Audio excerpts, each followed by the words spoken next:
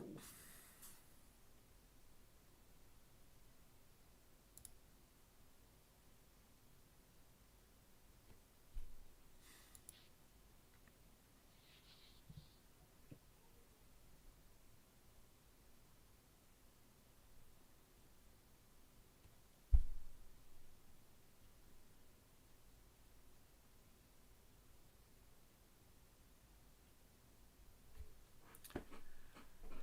It's game week 20 and we're back for another Scoutcast match day. Hello, everyone.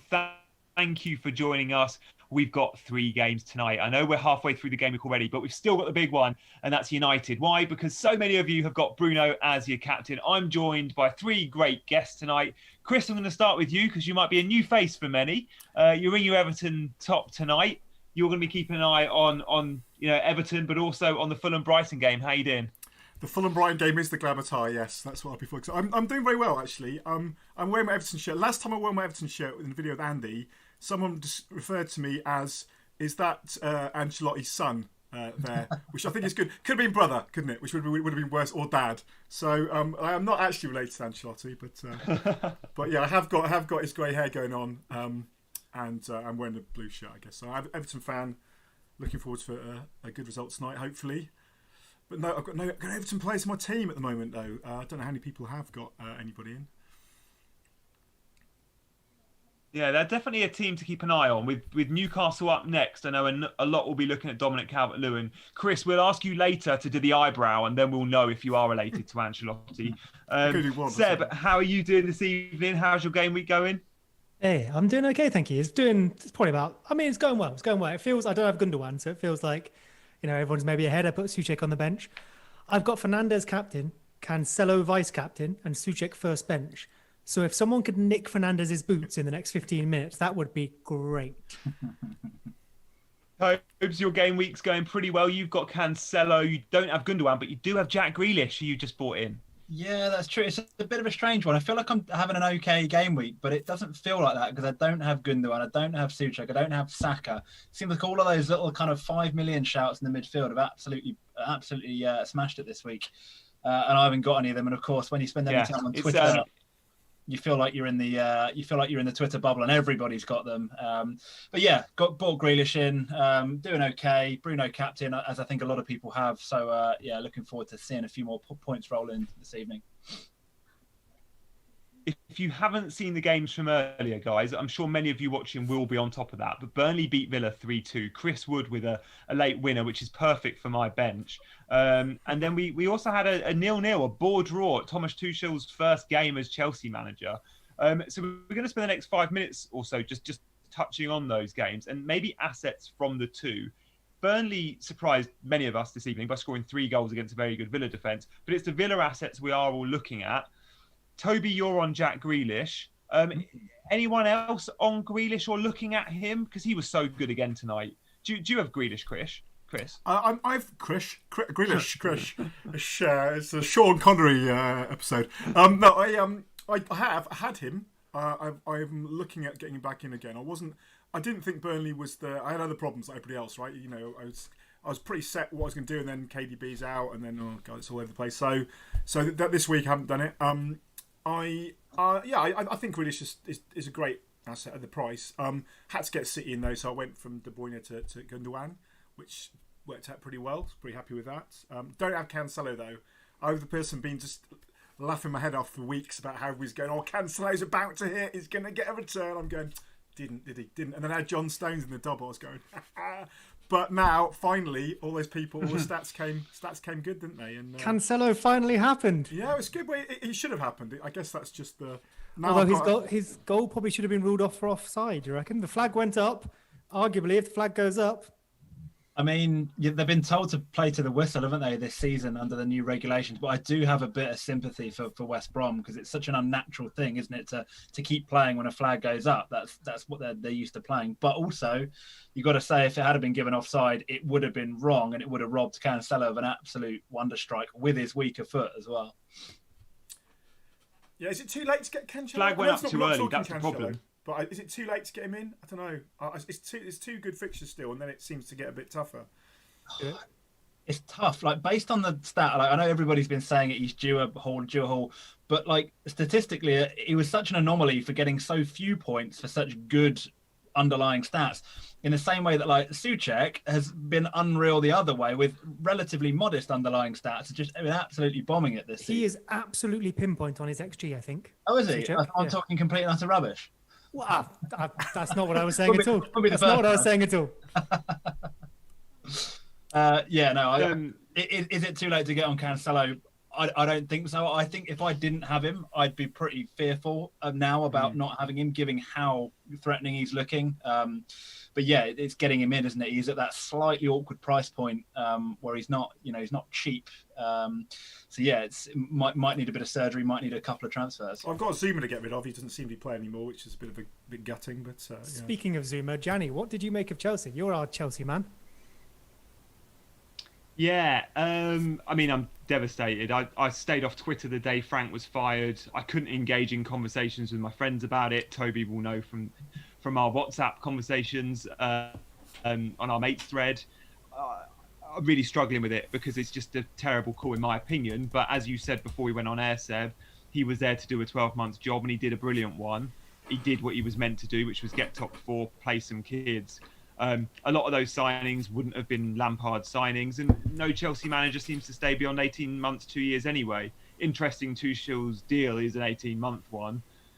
I'm excited to see how we play with a new manager at the same time. Things haven't been clicking this season, so the idea of a back three is I quite like. I always like that system under Conte for our squad. Saying that, he's a manager that historically has played 4-2-3-1 or 4-3-3. Yes, he's played a back three at Dortmund a bit, but not a huge amount. So it's going to be interesting to see what he does with the Germans as well, who have obviously been underperforming. But from an FPL perspective, I was really hoping tonight we'd get one or two players bang big and we'd go, Ziyech now is a great shout. Havertz is a great shout because they've scored a brace tonight. But we didn't quite get that, did we? But I'm certainly still keeping an eye on them. Well, Ziyech, I think maybe eye test not so much. But he created 4 chances, had 109 touches, and had 3 shots, one of which was on target. Wow. It was kind of like a bit of an in-transition, see what happens tonight, right? He had 1 training session. But those are encouraging numbers, although I say this every week. At some point, he'll do well, like Cancelo did. Yeah. Interesting that we had more passes in that first half, Chelsea, than any team in the Premier League in a 45-minute period this season. So we know he wants to pass the ball and keep possession. But those passes were sideways passes, so yeah. A bit Sarri, maybe? See. Yeah, maybe, although I was a massive fan of Sarri at the same time. So yeah. One thing I felt the game really lacked, and I've been a big critic of Werner this year, but it felt to me like the game was crying out for Werner, someone willing to run in behind.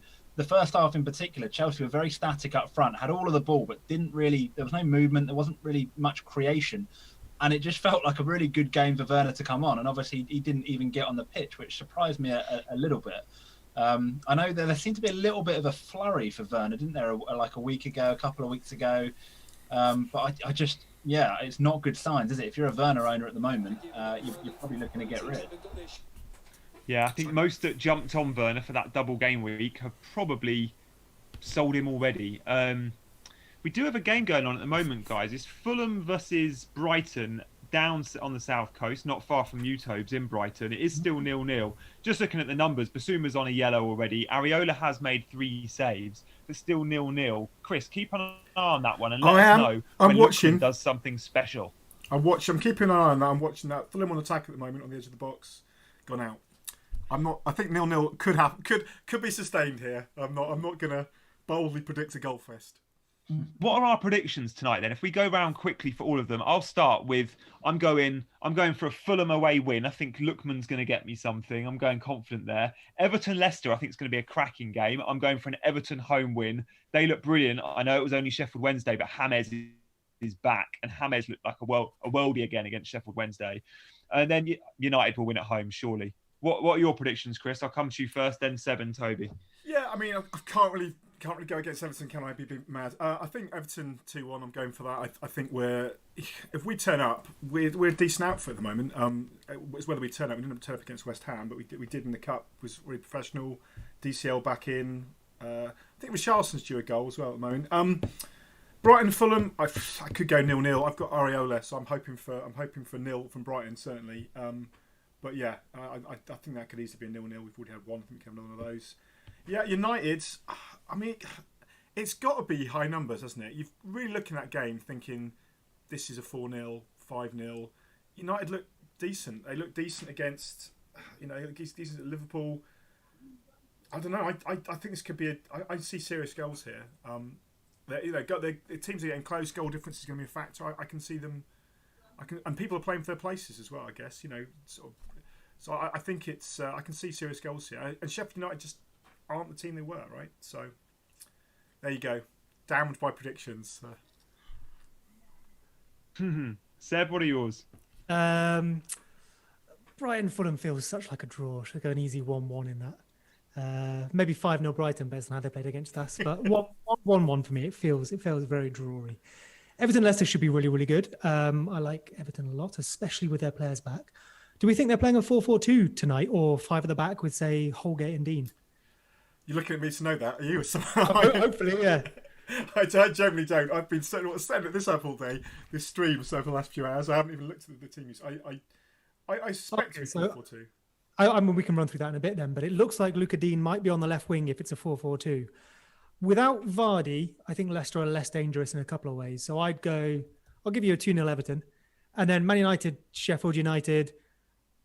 Man United, but I'm probably not as bullish as you, Chris. Sheffield United's defence, it's Ramsdale that's the problem. Their defence has been okay. Their numbers are sort of lower mid-table off the top of my head. They just let them in. So if Fernandes keeps shooting, maybe they let in a few. But I think 2 or 3 rather than 5. 5 is ambitious, fair enough. But, City got 5 yesterday. And we'll go look at the team shortly, but it's Jagielka at the heart of that defence as well. So yeah, Rashford might have a field day there. In terms of the Everton lineup, yeah, Dean looks like he's going to play in a 4-4-2. He did play in a 4-4-2 on the left a couple of weeks back. He's playing 4 centre backs pretty much. If you see Godfrey and Holgate, they're both centre backs by trade, but they're both going to be in the full back positions. But surely Holgate can't play right wing back, so I'm thinking it's going to be a flat back 4, Dean in midfield. So a nice out of position fantasy asset. Tobes, predictions. Yeah, so I've got to go in my hometown. I've got to go with a little Brighton 1-0 win, I think. Although I think realistically that game could conceivably be a 1-0 either way, or a 1-1 draw or a 0-0. But yeah, going to go Brighton 1-0. Everton Leicester, I think it's going to be a draw. I fancy a sort of high-ish scoring draw, maybe a 2-2, maybe a 3-3. But yeah, feels like a draw. Then yes, it's really hard to look past United, obviously. But I think, like Seb, I don't think it's going to be a goal fest. I could see United winning it 2-0, 3-0 maybe. Yeah, I think Sheffield United will go to that game knowing they're probably going to get beaten, and they'll try and be difficult to beat. I know they've done that a lot this year and still got beaten anyway. But yeah, I don't know. I don't want to say they've turned a corner because they haven't. But yeah, I think Chris Wilder will go there and absolutely try and low block the hell out of the game. Yeah, that's going to be an interesting one. I think we all went Bruno captain, didn't we? Tobes, you've done so well with captaincy, and your current rank, you're like 30k, and part of that is good management. The other part is very good captain picks. You've gone Bruno. Were you considering anyone else's game week, or was he a shoo-in? Because against Sheffield United a few weeks back, Bruno struggled and everyone captained him, and I think he blanked. I mean, to be honest with you, it was less about Bruno's fixture, even though it's obviously a very good one, and more about lack of other options. I mean, I've got Cancelo as my vice captain this week, which probably tells you how much confidence I've got in the rest of my attacking players. I've got Son playing Liverpool, Salah playing Spurs, Grealish with a tricky game against Burnley, Antonio and Bamford. None of them really felt like good captain options.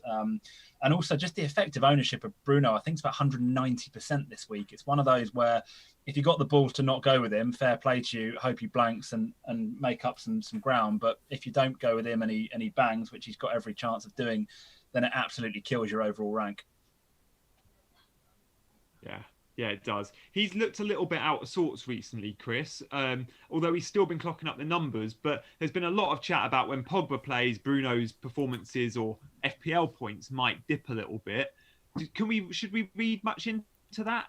Is it kind of big? He likes being the big fish himself, or is it positions on the pitch Pogba could be eating up that Bruno could usually find space in, or is it just a coincidence? What do you reckon? You can ask Liverpool players how out of sorts he looked the other day, I guess. I mean, you know, I think he is that player that he always has been that player where he can look pretty anonymous for a while, but then he gets a chance and you know, it's it's a goal. Often it's obviously on the pens as well. Pogba is definitely interesting. I was thinking about a double up. I was looking at that for. I've only got Fernandes for United, and I'm feeling sort of exposed that I've not got more United because they've got good fixtures. They're playing well. So I was actually considering Pogba as something a bit of a differential. But no, I think he's, for me, he's still past the eye test. He gets the opportunities, and he's when he gets a chance, he kind of puts it home, or he clips in an amazing ball. He get that great pass through to Cavani as well at the end of that last game in the cup, and that could have been an assist. Obviously, it's a cup match, not a league game. But yeah, I don't think he's off the ball really. Isn't Pogba's going to compete, but if he's going to crack a few goals in, but I don't think that necessarily makes Fernandes any less of an option. Yeah, no, fair one. So the games are just about kicking off. Tobes, I'll come to you first. In terms of team news, what are the main headlines that probably more for Man United, but give us an update on Sheffield United as well. Yeah, so 4 changes for both teams. Perhaps the biggest surprise in the United team is Tuanzebe looks to be starting at centre-back. So no Lindelof, no Bailly. Also, Telles comes in for Shaw. Rashford comes in. The rest of it is probably as you might expect. We've got De Gea in goal, Wan-Bissaka on the right, Telles on the left. Matic and Pogba you'd expect to be the 2 in front of the back 4. Maguire obviously at centre-back as well. Rashford, Bruno, Martial as well. So it's pretty much as you might expect. In terms of Sheffield United, also 4 changes, a couple of them enforced, I believe. Got Jagielka's coming in for Egan. Brian's playing on the left-hand side instead of Stevens. Also, Billy Sharp gets a rare start, and Baldock plays over Bogle as well. So yeah, looking like the usual formation that Sheffield United play, 3 at the back. United looking like the 4-2-3-1. Nice. And Seb, you're on the Everton game against Leicester. Everton home to Leicester, and Chris, you're keeping an eye on that as well. Seb, what's the big team news there? Up front for Leicester was one we were all quite keen on, wasn't it? Because was it going to be Inacho? Was it going to be Perez? Looks like Perez has got the nod. Yeah, Perez is up front for Leicester in what looks like a back 4.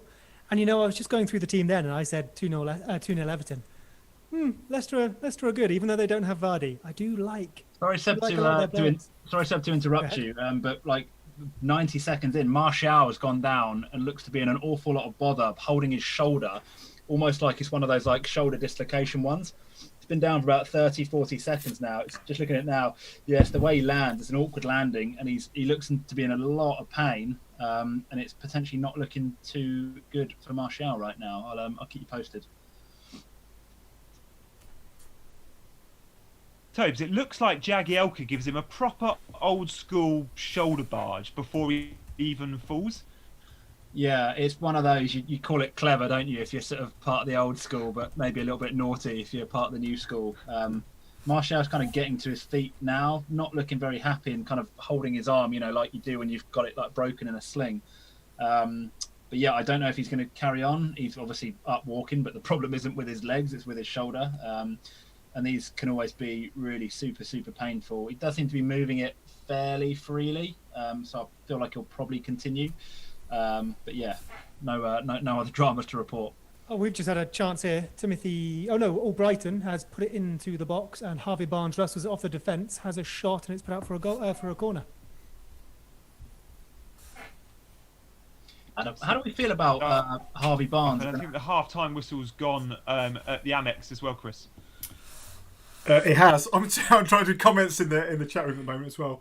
Yeah, I mean, I've been watching sporadically on and off. I think there's not been vast amounts to report. Some very badly taken corners and some promising runs, but not an awful lot of chances that I've seen. Joined the game late, so I will pick up on that. But it's I'm not changing my prediction. I still see this as a likely 0-0. I agree with I think it was Toby or Seb said it could go 1-0 either way, but it's 2 teams that want to lose, I think. Yeah. Guys in the chat, let us know who you're captaining tonight. Is there anyone out there that is not captaining Bruno? If there is, we want to hear from you. If you are captaining Bruno, probably no need to tell us because we'll just be inundated with Bruno. But let us know if you're not. Did you have the minerals to go with someone else, maybe another United player? I've got Rashford tonight, who I've got my eye on, but of course, Captain Bruno and all four of us did. Apologies if my internet is lagging a bit because of that. My eyes aren't going to be on the chat, but Chris will be keeping us up to date with some of the headlines from the chat. Yeah. Tobes, is Martial playing on? How's he looking? Because Cavani's on the bench. Yeah, so Martial's back on and playing, and to be fair, he looks fine. If you didn't know he'd gone down, then yeah, he's showing no ill effects from it. So I think he'll be fine to carry on. No real action, to be honest, in the first 5 minutes. United, with all of the ball as you might expect, haven't really made too many inroads onto the Sheffield United goal though, and Sheffield United are defending pretty well. Yeah. And Chris, as an Everton fan, they've got Newcastle next. Richarlison's not really done it so far this season, but passed the eye test a few times. But Calvert-Lewin's back fit. Is he one we should be looking at, or anyone else at Everton? Maybe Luca Dean is one. Yeah, I mean, I I think we should maybe have an eye on. What do you reckon? Absolutely. I mean, they're pretty obvious, the options there. DCL is just been, it's been different kind of class this year. He's really stepped up to what the promise he had in the under 23s when he was playing the youth teams and for England as well at those younger levels. So he just looks really dangerous now. He's able to get a lot of headed chances. Richarlison, he's underperforming really the opportunities he gets. It seemed to be a lot more dangerous previous seasons. But the thing is, without him, Everton's like a different prospect, which doesn't really help for fantasy points, obviously. But we're just a different team when he's playing. I think Digne's a great shout, especially if he's going to be playing further forward. He's always capable of an assist. I just think the only thing against him is that Everton's defence hasn't been not like back in the Moyes days when it was all 1-0, keep it tight and pinch one. We are always likely to concede a goal, so I think you're probably as hopeful as much from assists as you are from clean sheets with Everton. But yeah, Digne, DCL, James as well. James Rodriguez pretty keenly priced. He's going to be in and about. He's if you look at the corner kicks and free kicks taken that leads to most dangerous chances, is often comes from him. He's sort of taken over from Sigurdsson on those. And if he's in the mood, he's very dangerous. So plenty of options there. I would have said in Holgate he's quite a cheap defender as well, but it's kind of worth considering if he's going to get a regular start because he gets in the box quite a lot as well and comes forward. Often played out of position in midfield if in the later stages of games as well. Yeah, interesting to see that Coleman is also on the bench tonight. So Holgate's got the nod. Seb, you've got your eyes on Everton. Is Holgate at right back, Godfrey at left back, Luca Dean in midfield as we thought, or has he gone with a back five or back four? As you call it, so it does appear to be a back four for Everton. Interestingly, though, James is joining Calvert-Lewin up front rather than Richarlison. Richarlison is out on the right, although of course he's trying to tuck in and join the strikers, whereas Luca Dean is really sticking wide to that left. Of course, in possession, we'll see what happens because it has been all Leicester so far. Everton have hardly touched it. Bruno for United just had I don't know whether you call it a chance. Basically, he was clean through one-on-one, ball dinked over the top, and he's taken a really, really horrible, heavy first touch. It's kind of one of those looping ones that you want to kind of bring down Berbatov style, and he's got it completely wrong, and the chance has kind of gone begging. But for someone of Bruno's quality, you'd expect him to be taking that down and scoring. So good sign for Bruno owners early doors. The effective ownership's an interesting one because you said earlier, Tobes, with 90% Was that in the top 10k or in the whole game? I think that was top 10k, but to be honest with you, I think in the whole game, it's not going to be a million miles away from that. It's such an obvious shout this week, I think. It's a very brave person to go against that. Having said that, given what we've seen, that a lot of players have hauled this week already. A few would have put it on Cancelo, which is amazing. A few would have probably put it on Gundogan, amazing. I doubt anyone's put it on Souček or Saka, but you never know. There will be some, obviously. It's one of those game weeks. It feels like you're going to see some of those sort of monster scores out there on, particularly on Twitter. There'll be teams that have Souček and Saka and Gundogan and Cancelo. I'm pretty sure I'm not pronouncing Cancelo or Cancelo correctly either. I'll just flag that up now. Just keep alternating, it's fine. I just want to say on Fernandes' captaincy, I know there's a lot of figures floating about in the chat as well, but according to Live FPL, it's 88% in the top 10k of Captain Fernandes and 42% overall. Obviously, in the overall captaincy, there's a lot of sort of dead teams as well, but it's pretty massive. I mean, Salah's sort of second overall at 10%, and then Kane. So it is overwhelming. Like, so I think if you've whatever he does, you know, you're kind of covered this week. I think that's kind of the pressure now, isn't it? If you don't go with the big option, as you were saying earlier, I think, Toby, then you're doubling the risk. Yeah, you've got a chance, but if they haul, you're slipping a long way down the rankings. We've got a Maddison free kick on the edge of the box here. Harvey Barnes was taken down, and Maddison is over it, just about to strike it. He's not even gone low, really. He's just gone shin height, gone straight into the wall and cleared away. That's what we like to see. Going back to your point on captaincy, Chris, I think it depends, doesn't it, a bit on your current situation. I think if you're having a reasonably good season, you're in, say, the top million at the moment, you're probably looking to play it safe. If you're not, if you're struggling, having a bad one, it might be more tempting to take a gamble and think that if Bruno blanks and Gundogan hauls, then you've got a massive opportunity to gain some rank. And if the opposite happens, you're having a bad season anyway. It's not the end of the world. So yeah, it probably does depend somewhat on your current. I think after last week, after the stresses of the last couple of weeks, I was playing it safe. I think I don't want not too much excitement this week. Like the double game week shenanigans was. I was praying for Southampton to lose in the cup, or Shrewsbury to get a COVID outbreak, so there'd be a Leeds Southampton extra double. That's how desperate my life has become. Oh, Rashford just flashed it past the post. He really should have scored. Wan-Bissaka's just cut the ball back across, and Rashford running onto it. It's gone a yard wide of the post. Ramsdale was absolutely nowhere near it. You'd expect. I'm just seeing it again now. Rashford, he's bang on the. Oh, it's so close, and he really should hit the target. It should be United 1-0. But yeah, Sheffield United survive. When Rashford scores tonight, and that's a when, not an if, I'm going to go chicken oriental. I have been waiting for this moment. I brought him in for the blank and then for the double, and he's not done much, and of course was injured for one of those games. But come on, Rashford. For once, Wan-Bissaka put it on a plate for him, didn't he? Good delivery from Wan-Bissaka there, Tobes. Yeah, it's part of his game, isn't it, that he probably gets criticised, I think rightfully so a lot of the time. He's a very, very good defender, very solid in the tackle, but he's a little bit questionable in that final third. Kind of looks a little bit clueless sometimes, but yeah, he picked out the right pass then, and truth be told, Rashford should have put it away. You say that about Wan-Bissaka, but at Palace he was notching up a fair few assists, wasn't he? When he was Palace. Have I gone wrong? I thought he was. Yeah.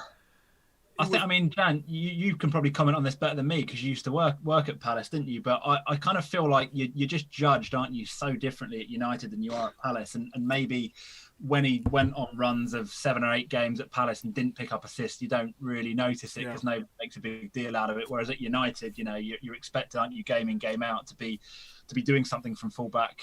So yeah, he's absolutely under the spotlight more at United. Yeah, a lot of 10-yard sideways passes, which somehow got him assist points. And Roy Hodgson fullbacks don't cross the halfway line much either. So he didn't need to bomb forward. And at United, he's just never looked comfortable for me in the final third. But very good defender. But yeah, in terms of attacking ability, if we're ranking the 20 starting right backs in the Premier League, Wan-Bissaka he's no better than 15th. But I always get stick for being anti-United, so we'll see. From a bitter Chelsea fan, I might add. There's enough pro-United out there. Yeah, exactly. Right.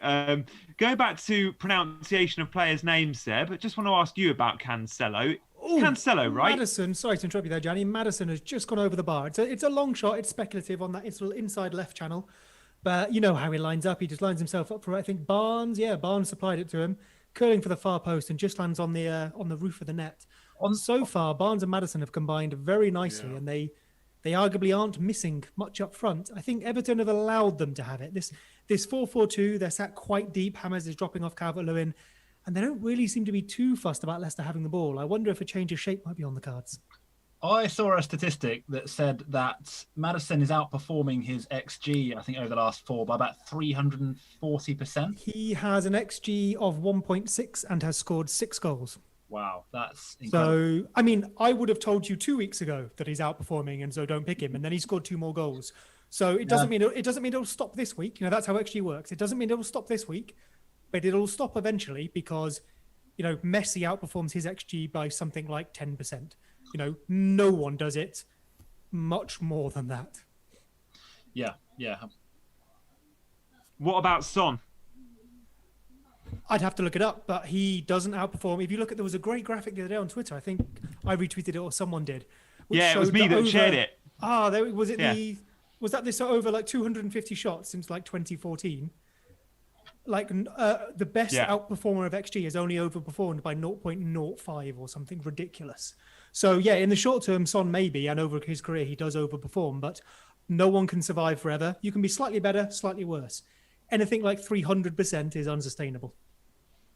Yeah, I think on that graphic, it was about his conversion rate. Son was about 44% or something. And the next nearest, I think, was in Insigne, I want to say, in Italy at like 20%. He was really? miles and miles Insigne is a really bad finisher, I thought.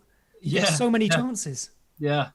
Well, yeah, clearly the stats say otherwise. But yeah, you're right. An interesting one on the graphic I saw was, not Premier League, but Lewandowski was actually below the average, which shows that he creates so many chances for himself, gets in such good space that he doesn't have to have superior finishing. He's a good finisher, but there are better. I think that seems to be the argument, isn't it? Players like Ronaldo and Messi aren't necessarily better converters of chances. They're just unbelievably good at getting loads and loads of the chances, which lead them to scoring. I think Messi's probably the best at both. He often comes out top of the XG. It's Messi, right? He's probably the best player ever. So it's a hard yardstick to follow. Everton coming back into this. First proper chance there. Lovely Digne cross. And, sorry, Seb. Richarlison. Go ahead. In.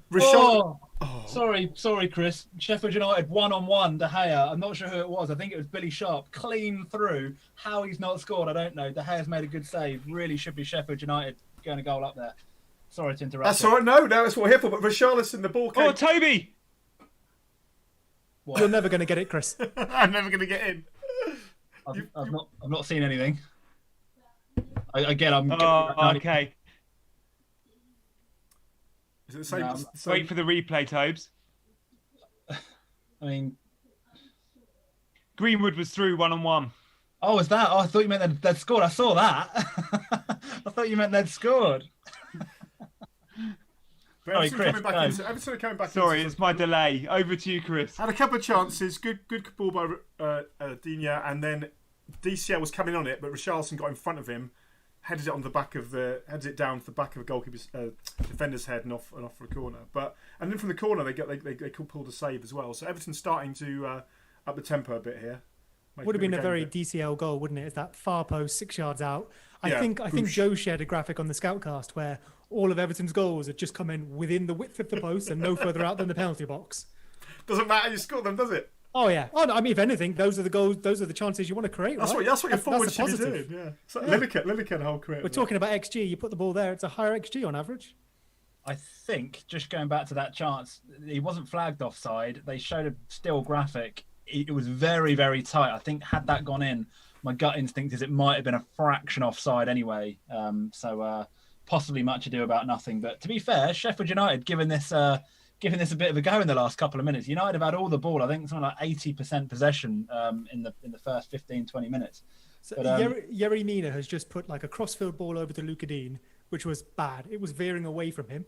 Castagna has all the time in the world to pluck it out of the air. He fails to pluck it out of the air. That was terrible. And then in trying to control it, puts it out for a corner. Not great. Not good at all. That was bad, yeah. But it's, oh dear. So Luca Dean with the corner, I believe, just lining it up now.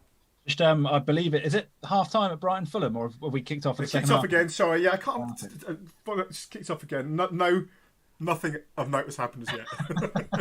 It's not the game anyone's just assume that is the going thing, unless. Let's put my hand up. 0-0, clean sheets all round. Who are the FPL assets in that fixture, other than Lookman, who I think is only 1.5% owned? Are there any big Brighton players now? A few were on Ryan earlier. He's obviously gone to Arsenal. Seb's got his finger up. I've got Sanchez on the bench. I've got Areola in nets. Yeah. If Sanchez keeps a clean sheet when I've got Martinez starting now, I will be mad. Your boy Trossard, Jan, as well, doing bits. My boy Trossard from Gameweek 3. Yeah, and I've got Areola, so I'm hoping for. Yeah, I think I brought him in for the double when I was trying to fill up Fulham play double game week players, which went terribly wrong. I made a team and then through the various changes, it didn't make sense like a lot of people's teams. But I still pressed the bench boost despite only having single player. Two of them were Leeds and two of them were Southampton. My brain had got so far into that process. That was my strategy, and I just did it. And then in the morning of the game week, I went, "What am I doing? Why am I playing this?" And then I saw something Mark had said, and he was playing his as well. I thought, all right, fair enough. But then, this week, I've seen so many benches that have stacked full of Souček and Saka. Will have absolutely been gagging for their bench boost this week. So you just never know, do you? It's a terrible strategy. I did know. It's stupid. I've only got 5 points out of it pretty much because then Zuma didn't play anyway. So I had Dallas going on to. It was a disaster. But there's some goalmouth action at Brighton, but nothing. Okay. Jan, Chelsea fan, is Zuma? I mean, probably way too early to tell. Obviously, Zuma fell out of favour with Frank a little bit at the end. Is he likely to get a reprieve? Do you think under Tuchel?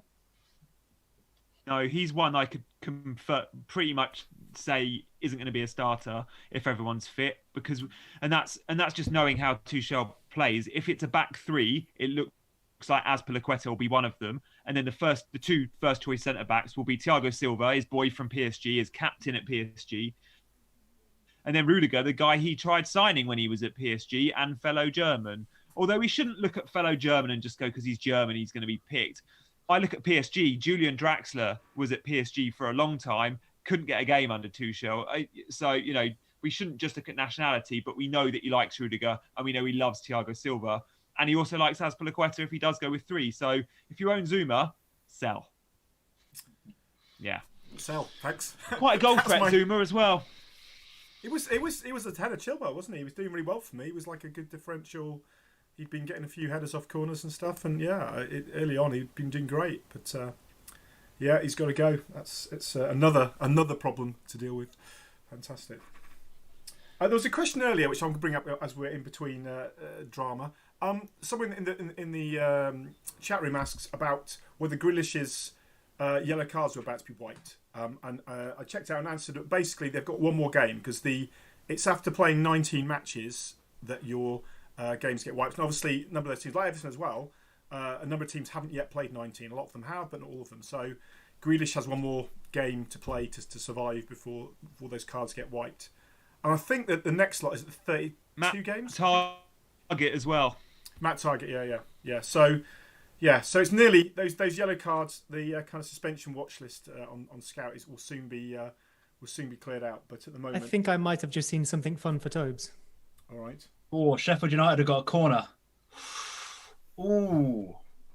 Okay, I reckon I'm going to be. Okay, talk us through it, Tobes. It's going to be a good probably 30 seconds or so behind. But yeah, Tuan Zebi's just knocked the ball out for a corner for Sheffield United, who actually have done okay in this game. United have been really sloppy with the ball and haven't actually played that well in truth. But yeah, Sheffield United with the corner now. It looks like, not sure who it is swinging it in. Left-footed, swinging it in. Goal! Fleck. Yeah, it's Fleck swinging it in, and it's number 29. I don't even know who that is. Who's number 29 for Sheffield United? That's really bad. I should know that. Don't you know that? Oh my God. Keane Bryan, I have here. Keane Bryan. It's Brian, isn't it? My first reaction is that David De Gea's got to do better there. The ball is so close to him as it's whipped in, and he doesn't come for it. I'd begin to see it again, but yeah, here we go. Swinging it in, Fleck swings it in. Yeah, I mean, De Gea just comes and does a flappy little punch at it, and it's pathetic, really.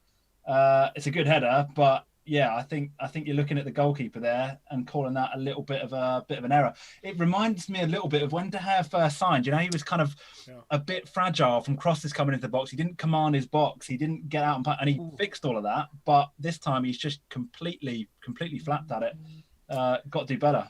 So as I said, they're targeting him, aren't they? That corner, it's an in-swinger, and Sheffield United have put 7 players in the 8-yard box on top of De Gea. There's also 7 United players. There's 14 players all within a yard or two of De Gea. They really targeted him, and then the ball is an in-swinger right on top of him. It's really smart from Sheffield United. It is. You can see also, like, the first thing De Gea is doing whilst the ball's being fired in is pushing Brian to get out of his zone. And that, I think, distracts him enough for him to then have a flappy little stab at it with his fist. And yeah, it's a great ploy by Sheffield United. It's exactly the way that you think they would score, and they've done it. And yeah, United as an attacking threat really haven't been that good in this game. They've had all of the ball, as I've said, fashioned a good chance from Rashford, but that's been about it. They've been really sloppy in the final third. As I said, 5-1. Do we think probably Luke Shaw is probably the highest owned Man United defender who's on the bench? So maybe a little reprieve for those people unless he comes on. Yeah, I've been a bit of a critic of Luke Shaw in the last couple of seasons, but I've been really impressed with Shaw the last couple of months. He's been one of United's best players, I think. I would argue in maybe not the best left back all season, but the last couple of months, I think he's the best left back in the league. Yeah, I wouldn't disagree with that. Yeah, and needs a rest because we know with his injury record he can't play twice a week every week. So Ollie's just picked a fixture and gone, Tellers needs a run out, but Shaw is absolutely nailed and first choice, but it might mean he plays 4 in 5. Ooh, Everton not quite in there, but Richarlison causing problems in defence with the ball came in from Andre Gomez, I think it was. As soon as I said Leicester were on top, Everton, I don't know if James has dropped off a bit, but they seem to be getting more into midfield and then being able to push on a bit more down the sides. And they are looking a lot more dangerous. Leicester giving it away a little bit as well, being the arbiters of their own downfall there. But there could be a goal in Everton for this.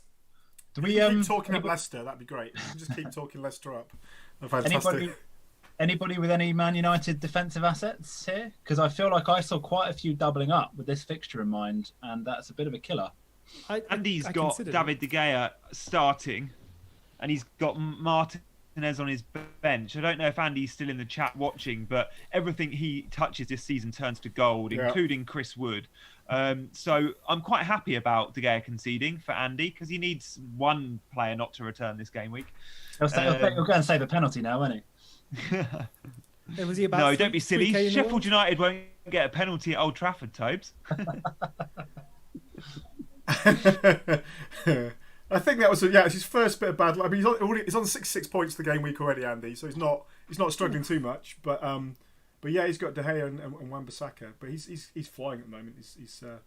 I'm guessing he was someone who had Souček, Gundogan, Cancelo, and all that for his way. It's Cancelo, Gundogan, yeah, and Saka. He went Saka. See, he had Souček on the bench. I did KDB to Son because it just felt straightforward. Although I regret it now because it's harder to get Kane, and I kind of want Kane. Oh. But when I was watching I did that too, Seb. Yesterday when I was watching, obviously... We're so aligned. Apart from our rank, buddy. Oh, burn. I mean, I'm like 250k. It's nothing to be too proud of. So I put Souček first on the bench to play Saka. Souček scores 2 goals. I'm like, oh, brilliant, well done. Then obviously Gundogan goes and does his stuff too, and it's not looking so great because I made that decision. Saka scored as well. It almost felt like you couldn't have had all those points. I mean, Rafinha scored a goal and got an assist as well. Yeah. No, it's a few. Brighton are pushing forward a bit now. They've had the ball in Fulham half for the past sort of 5-10 minutes, or 5 minutes anyway. They're looking to probe a bit more. Not an end product as yet, but there is movement. It's not at the moment, and it's looking in Brighton making most of the attacks. That's the game I was watching, right? 2 shots on target for Greenwood in the last minute, Tobes. Yeah, he's had a good left-footed shot from kind of outside the box, which he hit really well, but it was straight down Ramsdale's throat. Another kind of, you'd call it maybe a quarter chance just there as well, a little shift and shot that was blocked by Jagielka. But yeah, it's interesting. Like I don't know. This is the first time I've ever seen on BT. I'm sure they've had this all the time. It gives you like a little live average player position map, which is actually quite interesting. Ooh. It kind of gives it to you in real time. Oh, is there something going on? Where's that? I was going to a nice feature. Right. Yeah, so you go into the little like tactics panel in the top right, and then along the top left you get lineups, team stats, player stats, tactics, and live matches. But yeah, it's quite interesting. Just at a glance, it can show you that Rashford's plan is probably the 3rd most advanced forward, Jan, which isn't good news for you. Martial very much through the middle, Bruno very advanced as well. But yeah, as a general kind of flow of the game so far, I've really not been very impressed with Manchester United. they've kind of huffed and puffed a bit. The final ball's been poor. They've not really fashioned a decent chance beyond the one Rashford had. Just swinging in a corner now and picked up by Ramsdale. So 2 penalties in the 90th. Oh no, sorry, the ball was in the back of the net there. Martial put it in, but Ramsdale, it was a foul on Ramsdale, which looked a little bit soft in my opinion. But yeah, 1-0 still. What do we think of United assets? So, did you say about United haven't impressed you? Oh, I think something exciting might have happened in the Everton game as well. Oh, I've just seen that. James with his right foot calls it into the far corner. Oh, you were bigging up James, Gianni. Every time. He's brilliant. He's brilliant. I had him earlier in the season and would happily get him back. He would have been one of my differentials yesterday if he was. I think he's about 8% or something. But yeah, he's a big player for them. He's gonna surge in ownership, isn't he? Now that might have been a Luka Dean assist as well. Sorry to interrupt you there, Tobes. No assist. Sorry. So ball comes over the top. Luka Dean plays it back to James, who I think he's trying to find. Is that Calvert-Lewin running into the box in a sec? Yes, it is indeed. It gets cut out, and again, so Leicester again give it back to Everton, forced him on the edge of the area, and he just puts it in the far corner. I reckon you might see a bit of a surge in ownership of James because I'll be honest, I didn't know he was fit for this game, and I feel a lot of people may feel that way as well. More fellow casuals like me will realise that he's fit, see that he scored a goal, and in he comes because their fixtures aren't bad either, are they? I would have liked that to remain a secret, frankly. There's too many. We were just talking about Saka and Souček, and I did KDB to Son because I just didn't know what to do, and it felt straightforward. I could easily have gone for Saka, Souček, who I had. Son seems easy. There's Grealish, there's James. We know Maddison and Barnes are there. Ziyech, I like Ziyech. There are too many options for those slots. Yeah. There's too many midfield options, right? And the forward options are just a bit meh, right? You've kind of got a couple of great options, and then there's so much unexcitement. I mean, obviously Antonio coming back has been fantastic because he's someone you can feel confident. Bamford seems to have gone off the boil. I'm toying with. It's not the biggest thing I've got to deal with in my lineup, but that's. I've got some stats for you on Bamford. Okay. I'll try and do it off the top of my head. So he scored 10 goals over the season and has an XG of about 11.5, something like that. In the last 2 matches, he has scored no goals, obviously, and has an XG of 0.05. Now that is 2 matches, and one of them was against Brighton on that terrible, terrible pitch, which we've now torn up and Nick Spurs' pitch. But it doesn't necessarily say this is going to be a trend that continues, but it's something interesting to look at. That's a hell of a drop-off. Yeah. And the Leeds team have had a similar drop-off where I think all season we were probably 5th or 6th for XG. We are bottom 2 or bottom 3 for the last couple of matches. How many Leeds assets have you got, Seb? Bamford. I've got Antonio, Watkins and Bamford up front, which feels pretty good to me. I like that front 3. Bamford might go if I need Kane or I want DCL, but I like that front 3. It works. Yeah, no, that's Watkins scored, didn't he, today? So yeah, that's.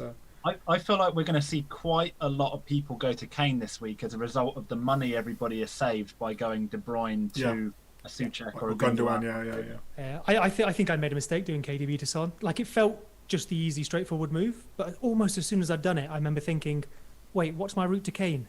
Yeah. If I'd done KDB to any of these other midfielders we've just talked about who have scored goals, I'd have those points. And then I'd have Kane. Now, don't get me wrong, Son's good, but I probably could have played that more carefully. Yeah, that was my thought process. Bringing in Grealish for De Bruyne was: have I got the funds to go Shea Adams or Bamford to Kane? And the answer is yes, just about. Yeah. So that feels good ahead of the Brighton game.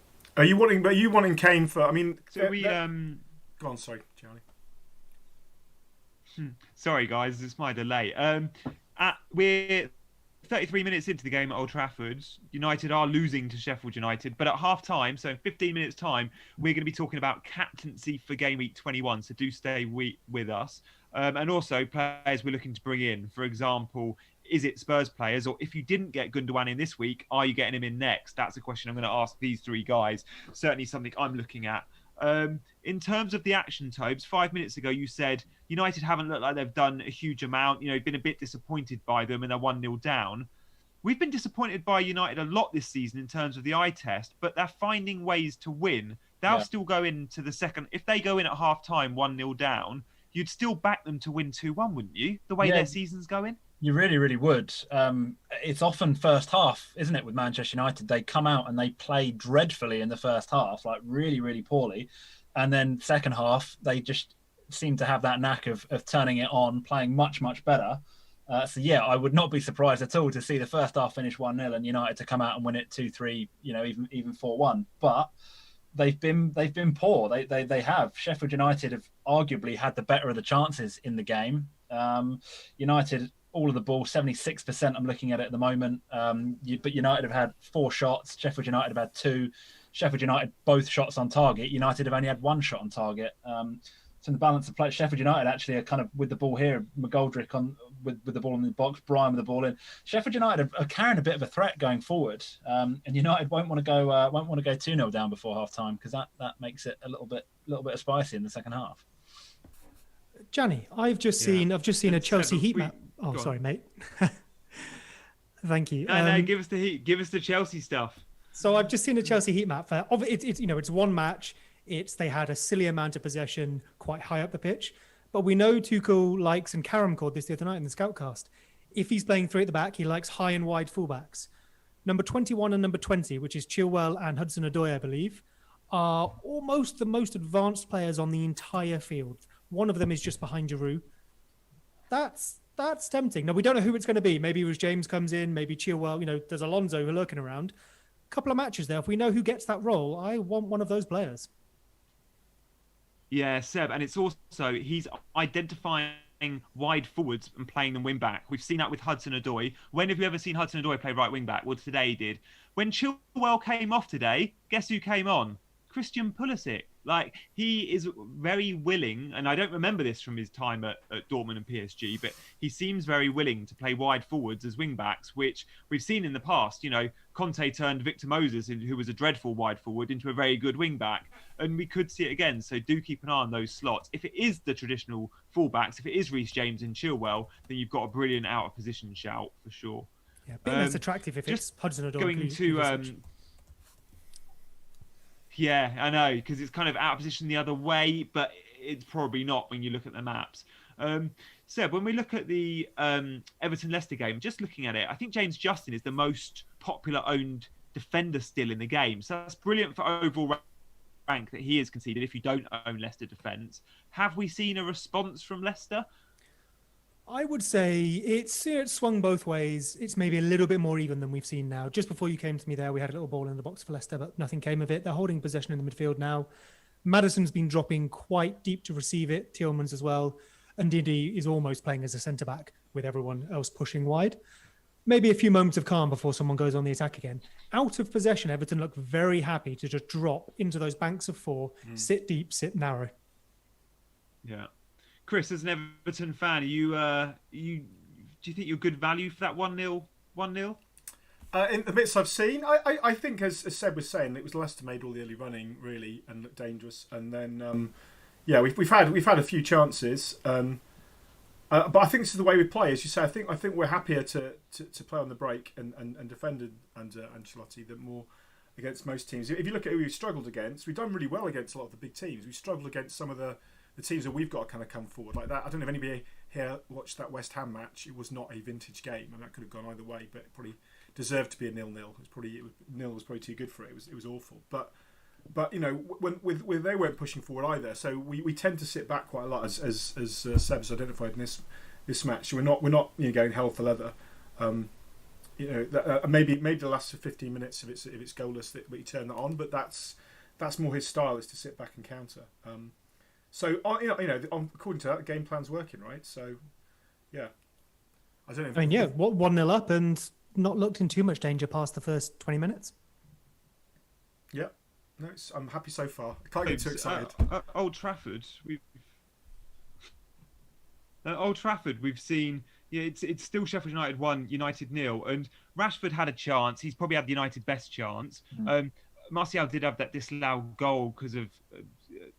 The keeper was being found, Ramsdale. But I've just seen, I think, Cavani get off the bench and start warming up. And we've seen Ollie make half-time substitutions before when United are losing at half-time. Yeah. Cavani to Martial would seem like the obvious switch. Martial's been so quiet tonight, right? He's been really, really poor. And to be honest, it's like not... I can remember myself thinking and saying this quite a few times when I've watched Martial. He seems to be so hot and cold. Like, unless he's on one of those really hot through a lot of games, and you just, as a United fan, you must just want to tear your hair out. It must be so frustrating. The game looks made for someone like Cavani to come on and change it. Bruno has barely had a kick, to be honest, in this half. He's had a couple of kind of pot shots that have been blocked, but he's just not really got on the ball. And as we know, United need Bruno to be on the ball to make things happen. But yeah, I mean, fair play to Sheffield United. They've kept him quiet, whether that's them playing particularly well or United playing poorly, possibly a little bit of both. But yeah, United have been a real disappointment this first half.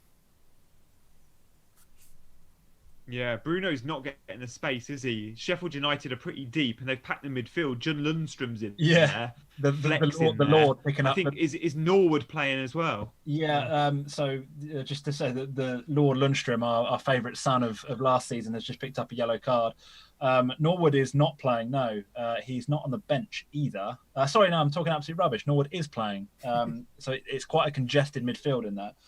And yeah, like we kind of alluded to it before. I think Seb and I kind of thought it wouldn't necessarily be an absolute rout.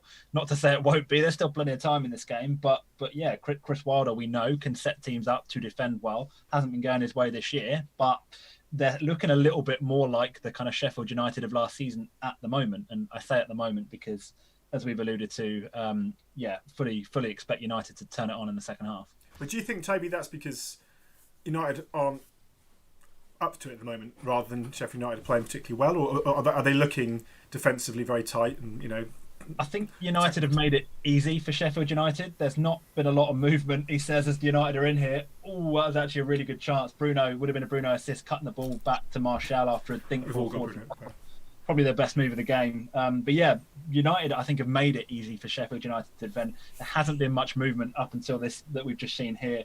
There's actually quite a good chance for Martial, a little bit behind him. But yeah, United are probably playing the way that Sheffield United would hope they would, and they're just not making these the runs in behind, and it's just making it easy for Sheffield United to defend.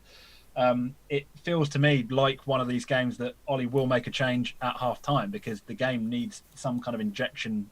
He needs to change the system or the formation or something because, yeah, United don't look a threat at the moment. We've had an injury over in this match, which is indirectly relevant to FPL. Wilfred Ndidi has gone down and has been subbed off for Mendy, which, while no one owns either of those players, Ndidi is extremely important for Leicester's defence. Arguably the best DM in the league, that type of DM at least. And while he did walk off, he did not look in a good way. I'm not sure, I don't know if it was knee or something, but he was down for a while and got some attention. Ooh. Sorry, Sheffield United are in again there, and Tuan Zebi, I think, has done well to not put that in the back of his own net. It would have been flagged offside anyway. But yeah, like Sheffield United are carrying a serious threat here. They've kind of looked arguably a little bit more dangerous than United when they have got forward. Brighton almost got in there. So how are we looking with Oh yeah, go on, Chris. Brighton almost got in there. How long's left for you, Chris, at the Amex? We are up to. I just rewinded a little bit. Rewound. What's the correct? Rewinded. We're approaching 70 minutes at the moment, and there was a good cross across the box. But yeah, ball back in was well defended at the near post there, so no save to make. But yeah, Brighton are definitely pushing. I'm just watching the resulting corner. Decent ball, but punched away. Let's see what's happening here. Yeah.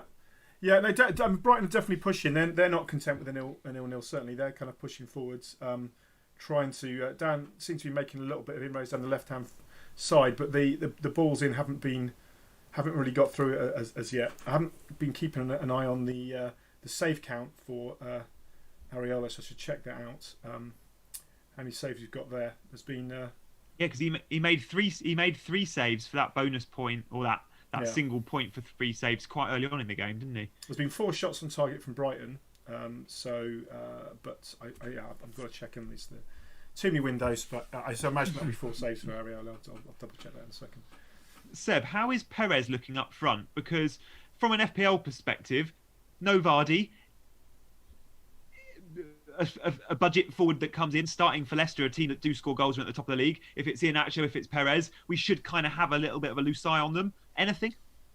I couldn't tell you if he was playing, mate. He's had 16 touches in the 44 minutes he's played, which for comparison, James Maddison has had 29. Of course, you'd expect more.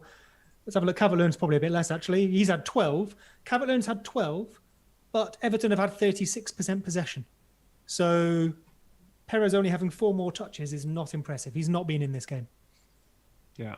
Interesting that the possession stats are so heavily on Leicester. You'd expect them to have slightly more than 50, but Carlo Ancelotti's team here is being dominated off the ball, but it doesn't matter because they're 1-0 up.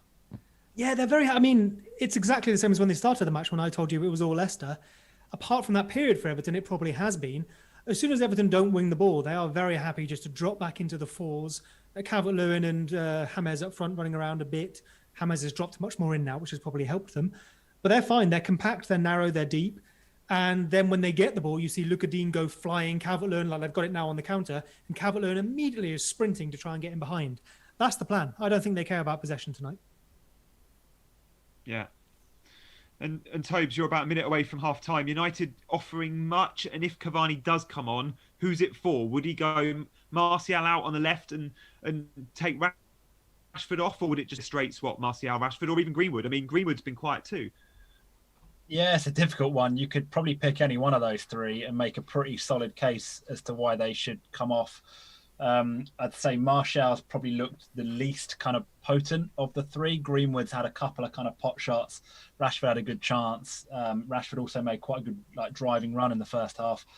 Yeah, if it was me, I'd be taking Martial off and putting someone like Cavani on with that pedigree. The game's crying out for it. We've got 3 minutes of added time here. I'm on 45-40 at the moment. United kind of doing what they've been doing all game, chipping the ball around kind of 20, 30 yards out, dinking balls into the box. Another one there, just gone safely into Ramsdale's arms. That kind of sums up United as an attacking threat in this first half. James Justin, yellow card here. Ooh. Maupay just had a one-on-one almost there. It's a little dinky bit of a messy build-up, but it came through to him. But Areola saved anyway, but it looked like he was offside in the end. But Brighton are really pushing at the moment. They're really pushing. Oh, another good cross, terrible header into the box. Selfishly, I don't know what the bonus points are from the games earlier. Does anybody have those to hand? And basically what I want is Grealish on for any bonus points. Bear with me a sec, I can probably grab that for you. Grealish is on for one bonus. Grealish is on one. So Grealish is getting one bonus. Yeah. We got McNeil that got 3. McNeil? Yeah. Blimey. McNeil, who got the second Burnley goal. Chris Wood, who got the winner on 2 bonus. Grealish 1 ahead of Matt Targett for that 1 bonus. But, that could change later. Who knows? Joanne's had a yellow card there, and he's absolutely flown into Fleck. It's one of those that you could probably call it like an orange card. It's not enough for red. But he's got it with some force there and picked up a yellow card for it. Tobes, quiz question for the Chelsea game. He only got 1 bonus point, but if you're thinking of a Chelsea defender that is probably the biggest BPS magnet in the entire game, who is it? Is it Cesar Azpilicueta? Seb had it as well. In years gone by, and we wrote about it, didn't we? There is not a better BPS magnet in the league than Cesar, who got 1 bonus. Thiago Silva with 3. Sorry, mate. I was just going to say he's built for that right centre back role in a back 3, isn't he? He is the perfect hybrid between a full back and a centre back. Yeah, which is why when Antonio Conte was manager of Chelsea and we won the league with that back 3, Rudiger was part of it, but Azpilicueta was the right-sided centre back. Harvey Barnes shot on target. Or Brighton. Sorry, I just assumed. Or Brighton shot on target, easily saved in the end by Pickford. But I say easily, it is Jordan Pickford. Straight at him. On that, Chris, is Pickford first choice? Well, he is first choice. Is he going to be first choice by the end of the season? Because I could see Ancelotti buying a goalkeeper. I don't think he's happy with Pickford. How dare you challenge England's number 1? I find that astonishing. He is prone to the odd howler. He has been. He's not been. It's been a bit quiet. There haven't been much coverage of Pickford's howlers for quite a few weeks. So, True. Famous last words for this evening, I'm sure. But he's. I think Ancelotti sort of has trust there. From what I hear, the rumours really are about loan forwards. There's 2 or 3 loan forward sort of rumours going around. I don't think we'll be buying him in the next few days, but I think we could get a loaner in and probably see Moise Keane go out. Not that he's been No, I think the hardest position to buy for those sort of Premier League clubs is a backup striker. Because you know you've got your Capellan, you've got your Vardys, Antonio at West Ham, yeah, exactly, your Harry Kane. It's just how many of those do we see come in every window? You know, maybe sort of first choice, but maybe a backup, and just how many of them actually come off? It seems so difficult to get that type of player. This is why it seems bonkers that Spurs are being quite heavily linked with Danny Ings. Like, why on earth is Danny Ings going to come to Tottenham and play once every 7 or 8 games? I'll tell you why, and I don't mean this criticism. I would absolutely do it. A lot of money. You know, he has a short career. He will earn a lot more money, and when he does play, it could be Champions League. He's not getting that at Southampton. It's a good point, and probably at the stage of his career that Danny Ings is at, perhaps it makes more sense for someone like him as opposed to a 23, 24-year-old. We've seen his injuries. You know, one more big injury, and he loses the potential of earning that big money, which could set him up for years. Yeah, fair point. What about Jota there at Liverpool? He seemed to have come in to play. He was stung at Liverpool though, wasn't he, Danny Ings? What's that? Ings? Yeah. Sorry, Chris. I was saying Jota seems to be that sort of player. Stung at Liverpool, Ings, so he's had that big club and he's sat on the bench. Different stage of his career, to be fair. A different stage of conversation. It's Love that, guys. So it's halftime at Old Trafford. Have you got the halftime whistle as well, Seb? Yep, I have indeed. Great. Said 0-0, 1-0 here. Well, Chris, let us know if there's a goal, but I want to just turn our attention in the Fulham game. But I want to turn our attention because Toby spoke about it earlier when we were talking about Bruno, the obvious captaincy this week, and maybe there's a differential there if you've got ground to make up or you're looking for differential. But this week it just felt far too risky. But next week, game week 21, there are so many captaincy options. There is Cancelo, there is Gundogan, there is Son, there is Dominic Calvert-Lewin, Harry Kane. What are we all thinking? Because many will probably default to Spurs because they've got Brighton, but Brighton could keep a clean sheet tonight. Spurs could blank tomorrow, and we go, that fixture doesn't look quite as good as we hoped. Man City have a home fixture, and they have a defender in Cancelo that is playing as a number 8/number 10. Anyone here tempted to go Man City defence for that game week 21? I vice-captained Cancelo this week, and when I say I was close, I'm always captaining Fernandes. I wasn't going to do that. But I could be tempted because my only other real option is Son. And I think I know Gundogan done amazing and has the stats to back it up. Last night, and he only played 58, 59 minutes, something like that. He had 2 shots and created 1 chance. He scored both his shots. He had something like a 0.3 XG. So fine, overtime averages out, whatever, and they were good goals. But there were some other players. Riyad Mahrez had about 5 shots and created 4 chances. Doesn't mean he'll play every week. But I maybe want someone who is going to combine those 2 things. Cancelo, we think, is going to keep the clean sheets. I could be tempted. The only thing is, we know he'll get a rest, 1 in 8 or something. He's just played. Is there a chance this is the one? I would hate to get 1, 2, 3 minutes out of my captain. Yeah, I think that's a really good point. To be honest with you, though, the more I think about it, the more viable I think Cancelo is as an option, because it almost feels like, and I know you can never say with any level like 100% certainty, but the clean sheet feels very, very nailed on for City against Sheffield United. They are so good defensively at the moment, but that almost feels like a bonus in what could be the potential attacking returns that Cancelo can get, given how he's playing. It's almost like picking Son, but having a version of Son that will get 5 points for a clean or 4 points for a clean sheet as well. And to me, that makes him a genuinely really, really tempting option. And I reckon I could be persuaded. I reckon I am persuaded. One thing I would add, just anyone thinking about it, is if you weren't thinking about it until this week or until like today after last night, maybe have a good long look at it, because he scored his first goal, got his second assist or something this season. Don't just do it because he came in good last week. Well, why weren't you thinking of it before? Like you, Seb, I've got him as vice captain this game week, and again, exactly like you, it was never not going to be Bruno, but yeah, Cancelo.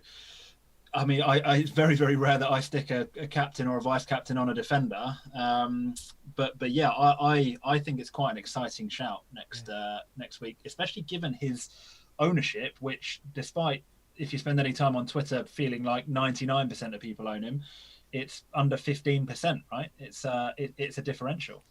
Yeah, fair. I would say if I had Kane, I'd probably lean that way. I'm very safe with my captains. I I have no interest in not being. What about you two? I don't know, Gianni, are you going to own Harry Kane by this time next week or the weekend?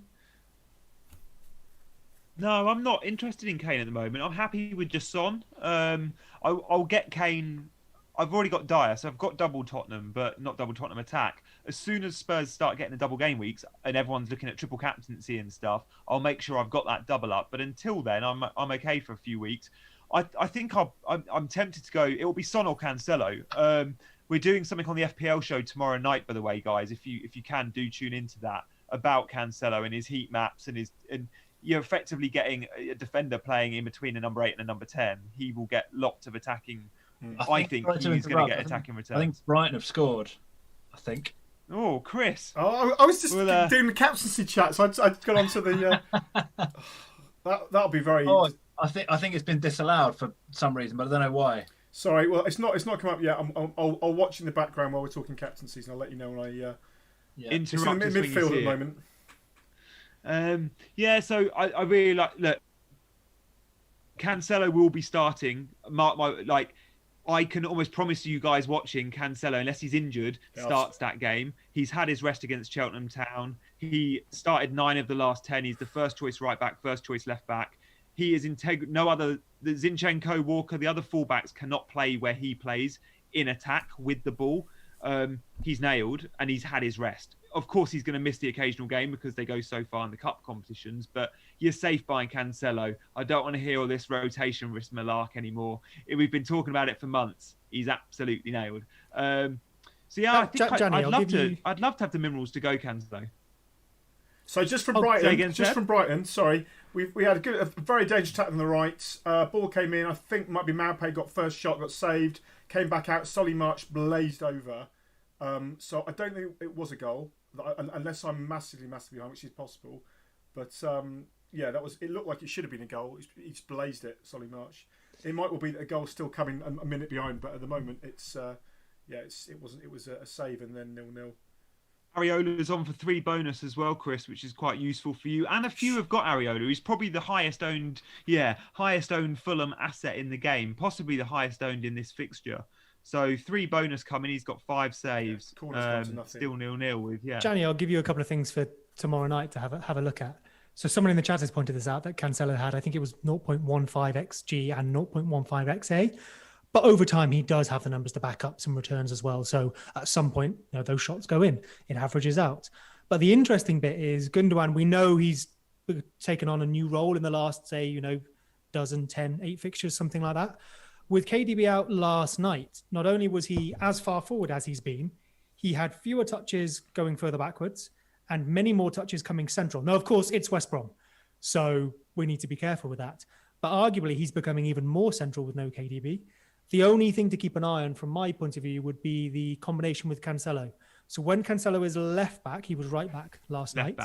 We've seen him coming in and taking that position where Gundogan might play. With no KDB, maybe Gundogan just shifts further over and it's fine. But it's something just to compare those little stats and see what we think is the absolute optimal route going forward. From the chat, and Gundogan's on pens as well. Yeah. There's been some love for Gundogan in the chat, and it's been pointed out that he pulled him off early last match, so likely to start, like to be nailed on. A lot of love for Kane as well, and a lot of people who apparently captain Cancelo this match and bring him out for next one. There's been some discussion between Kane earlier on, Kane and DCL, whether if you're only going to bring in one, is DCL a challenger? I mean, they've got Newcastle, they've got a couple of good fixtures. Given that Everton have got Newcastle home, Leeds away, and then United and Spurs are Brighton away, Chelsea at home, and West Brom at home. So, how do you think Kane stands up to DCL? Is that no contest? It's a difficult one, isn't it? I think particularly with Spurs kind of mixed fixtures, they seem to kind of go real tough one, real easy one, real tough one, real easy one on paper at least. But also Spurs have kind of been that team this year where even against the big teams, against City and Liverpool, given the style they're playing, the counter-attack, they're kind of equally likely to get returns against those big teams. Like I feel quite confident Son's going to get a return against Liverpool, which I probably wouldn't have said under Pochettino. But yeah, I mean, it's a difficult one. I think you can make a decent argument for DCL. certainly more of a differential, save you 4 million or so as well. But yeah, I'm kind of quite set on Kane. I quite like the Son Kane double up as a. I know it's not a differential having those two because a lot of people have them. Yeah.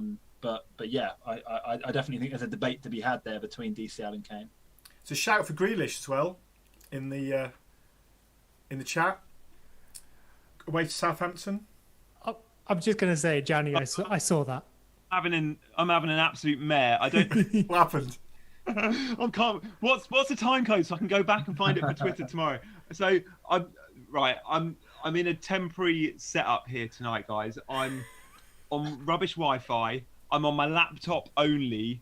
I've got my mics that are plugged in and it's balanced on the sofa. So that doesn't explain why you've lost all your motor skills. Well, I'm kind of balanced in and my glass of water was over there. So I sort of shuffled along, got my glass of water, it was full, sort of reversing in and it spilt all over my MacBook. And yeah, if my internet was bad, it's probably got even worse and my laptop's probably going to die. So hopefully I'll be with you guys in the second half. Yeah, MacBooks don't... Enjoy the DCL Kane chat too. You nearly made it as well. I saw you got up, you got the water, you got all the way down, and then you sat and it just sloshed. And you're like, no. Oh, a claim by Areola. Yeah, it was class. One last captain shout for you. If Salah goes and scores a couple of goals tomorrow, he's got West Ham. Everyone will start thinking about him again, whereas at the moment we seem to be writing him off. Well, about that, Liverpool, what's up? What's going on? What's happening? Yeah. What do we think? I mean, this is more than the blip, isn't it? I mean, this has been a few games now of really going off the boil, you know. We had a little look on the Scoutcast, and there's an argument they could be regressing to a mean. We saw at the end of last season, pretty much after Christmas, they weren't quite the same team. Off the top of my head, over the last few seasons, it was something like per match they'd overperformed their XG by 0.3, 0.4, which adds up to 15 odd goals, and then a similar amount, or smaller proportion, but a similar amount, smaller proportion for their goals conceded as well. This season, both those numbers are bang on 0. They have scored exactly what they should expect to be scored, and they have conceded what they expect to concede. So arguably, they are just progressing to how they're playing. Yeah. Although they'd overperformed for so long, a lot of people in the stats community were saying, well, actually, maybe it's not us, it's them. They're playing a type of football that we're not measuring very well. So we'll see. Fair enough. And what about United? What were you thinking about them at the moment? Because that's my other... I've got so many options about what my transfer is this week or transfers. I thought I was being nailed on to get Cancelo or bring in some United coverage. I was looking around Rashford. Do I get Cavani? I don't know. And now United today. I mean, obviously, hopefully, second half we'll see something more. But I'm a quandary. I'm a quandary as what to do with the transfer. There's just something about United, and we've talked about this a lot. And they kind of they reel you in, and you think, yeah, they're doing it. And Bruno, who is obviously tremendously consistent, Rashford, they just seem to have a habit of then kind of not playing all that well, and you just get like suckered in a little bit. Like, do you know what I mean? Like, I don't know what it is. Like United, I know they're not top. They'll be top if they win today. But there isn't like none of their players apart from Bruno really thrill me that much. Like they're culpable at the back. Clearly, they've conceded to Sheffield United. They're other than Bruno. Like you're not going to rely on Martial. Greenwood's in and out of the team. Cavani is in and out of the team. I don't know. They don't thrill me at all apart from Bruno. No, it's true. You just don't know where to go with the money, do you? I have to set up a thing straight from the chat as well. Az is fine. He's not been kidnapped. He's not disappeared. We've got quite a big squad now on Scout. It's a squad game very much at the moment. There's loads and loads of people involved. So Az has just taken a bit of a step back from the video temporarily, but don't worry. We've got lovely Seb above me there, who's doing a fantastic job in his stead, and obviously Gianni doing his match casts. And Az never did the match cast, so he wouldn't be expected here. So Az is alive. I promise. We've not done anything bad to him. Az will return. He's fine. So that's it. Where's Az gone? And Az was... Oh, Gianni's computer's gone. Az was very close to doing a -4 this week. Oh God, is it? Am I still with you? I hope I am. You're Maybe fine. Just on a slight delay. Az was going for a -4 this week on Gundogan and didn't do it. Is anyone here looking at bringing Gundogan in, because I think I'm right in saying you guys don't own him. I need to sell Rashford. My plan was always sell Rashford to Son. Sorry, Chris, you had him. But I ended up going Son for KDB because the KDB injury. I still absolutely want to get rid of Rashford ASAP. So I'm thinking Rashford to Gundo, and then I've got the money for Kane when I need it, if I need it. But yeah, what about you guys? Tobes, are you looking at Gundogan?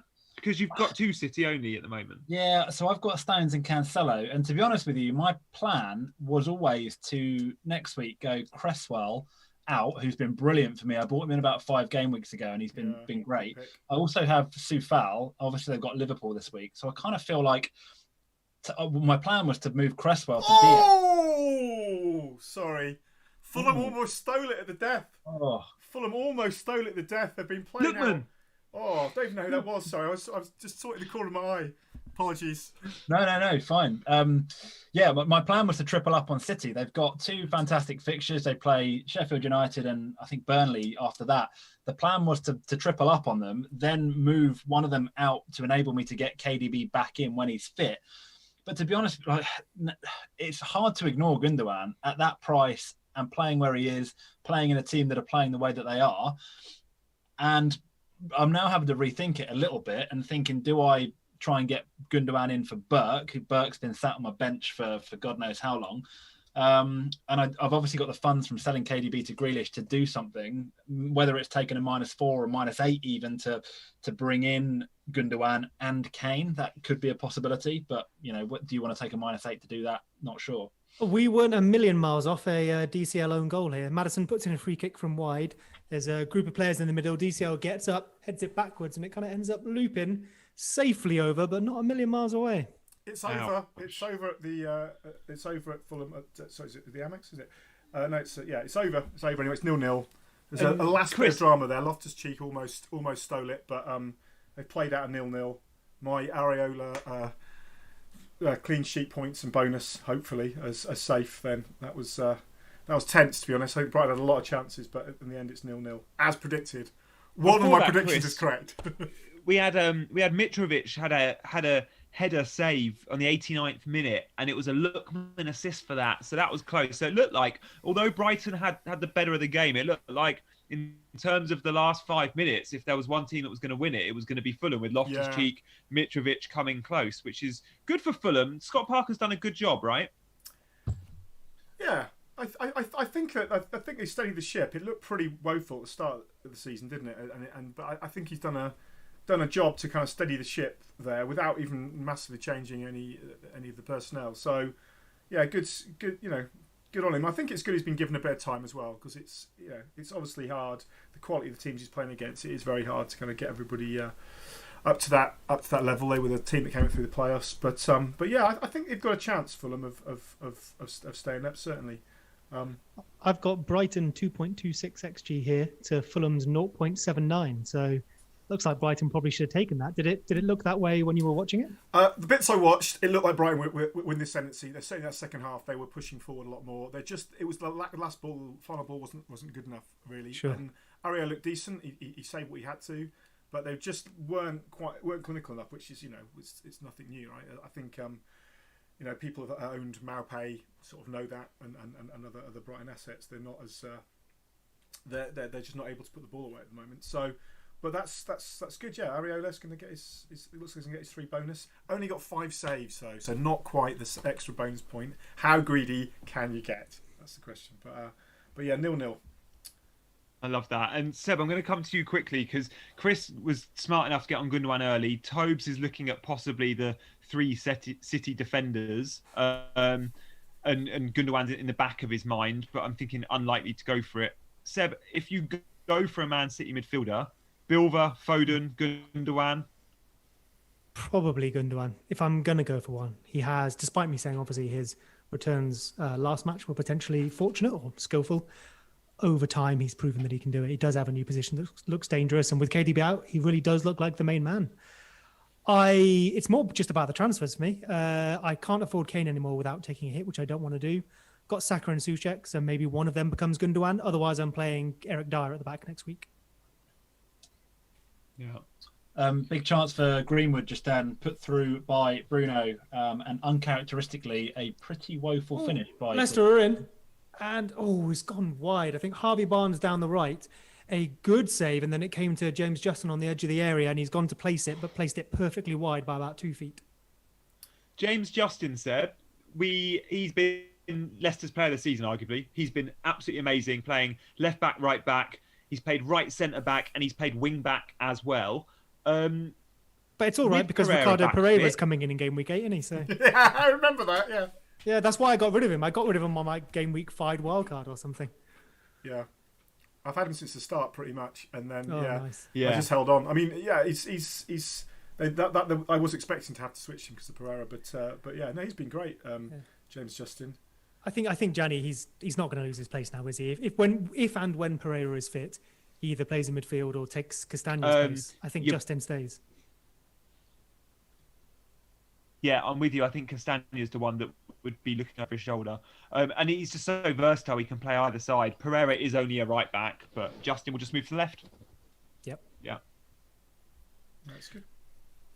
Tobes, no substitutions at Old Trafford, despite we saw Cavani warming up at like 35, 40 minutes, and it was looking like a half-time sub was on the cards. But Martial's still on the pitch trundling along, and Cavani no doubt will be the first sub, but maybe he's going to wait till 60.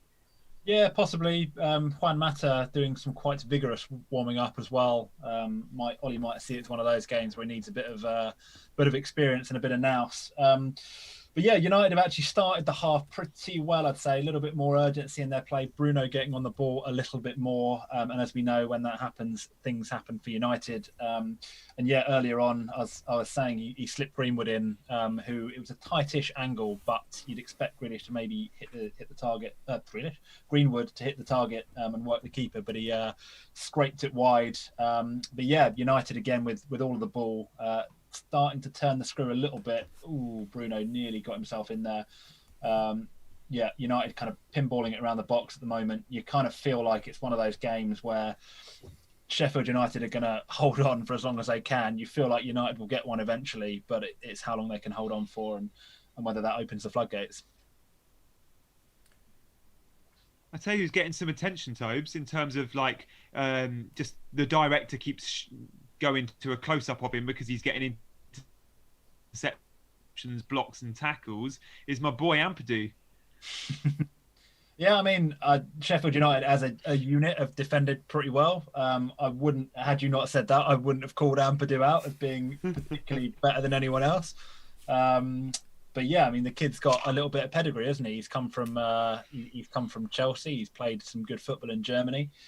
Albeit not that much. Yeah, maybe it's 1-2 shells looking at bringing back next season. What do you think? Yeah, well, if he likes his German connections, maybe he did well in the Bundesliga, and of course the Champions League quarter-final or last 16 victory against Spurs, where he was man of the match. So yeah, I don't know. I mean, it must be hard. A new manager coming in at Chelsea to go, I've got all these new shiny players that I don't really know that well. And then I've got all these guys out on loan, some of which are probably really good. Yeah. Barkley, Loftus-Cheek. It's a hard one to call. Do you know who I reckon is probably a bit gutted he didn't hold on for another week is Tamori, who had he held on for another week and not gone to AC, he might have had a sniff, because from what I read, the kid had a really good debut for Milan. Was it last night or the night before? Yeah, last night in their defeat to Villa. I think there's an option to buy there, but I think it's like a really high 30 million and he's only got a few months to impress. So hopefully he'll be back next season, Tamori. But yeah, he must be gutted that the announcement came and literally a day after he left. We've got how's it I tell you, the terrible Jordan Pickford has just made a very good save. Ball comes into the box and it's one of those just perfectly angled, begging to be just tapped in under the goalkeeper, around him or something. He comes flying out and gets a great punch on it. So what you expect Other than from that, him was the rest of the game pretty much lining up, not dissimilar to this period in the first half. Leicester having the most of it. Everton very happy. Oh yeah, that was a good save actually. Guys, going back to our transfers in next week, I'm very likely to go for a City midfielder, and it's very likely to be Gundogan. Dominic Calvert-Lewin is the other guy I'm looking at. Any other shouts elsewhere that you're looking at, Chris? Yeah, I've got to get Zuma out. I'm less keen on my Leeds connections at the moment. So I mean, Dallas, I was absolutely loved earlier in the year. He was legend because he was as likely to get a attacking return as a defensive. Well, more likely to get an attacking return than a defensive one. To be fair, but I think yeah, Zuma's got to go because he's clearly not going to play. So the easiest thing is probably me Zuma to Cancelo. It's not very sexy, but he's just kind of getting me in line with everyone else. It seems it's a bit after the Lord Mayor show. Yeah, beyond that, I don't know. I've got Son already. Son, Kane. I don't know.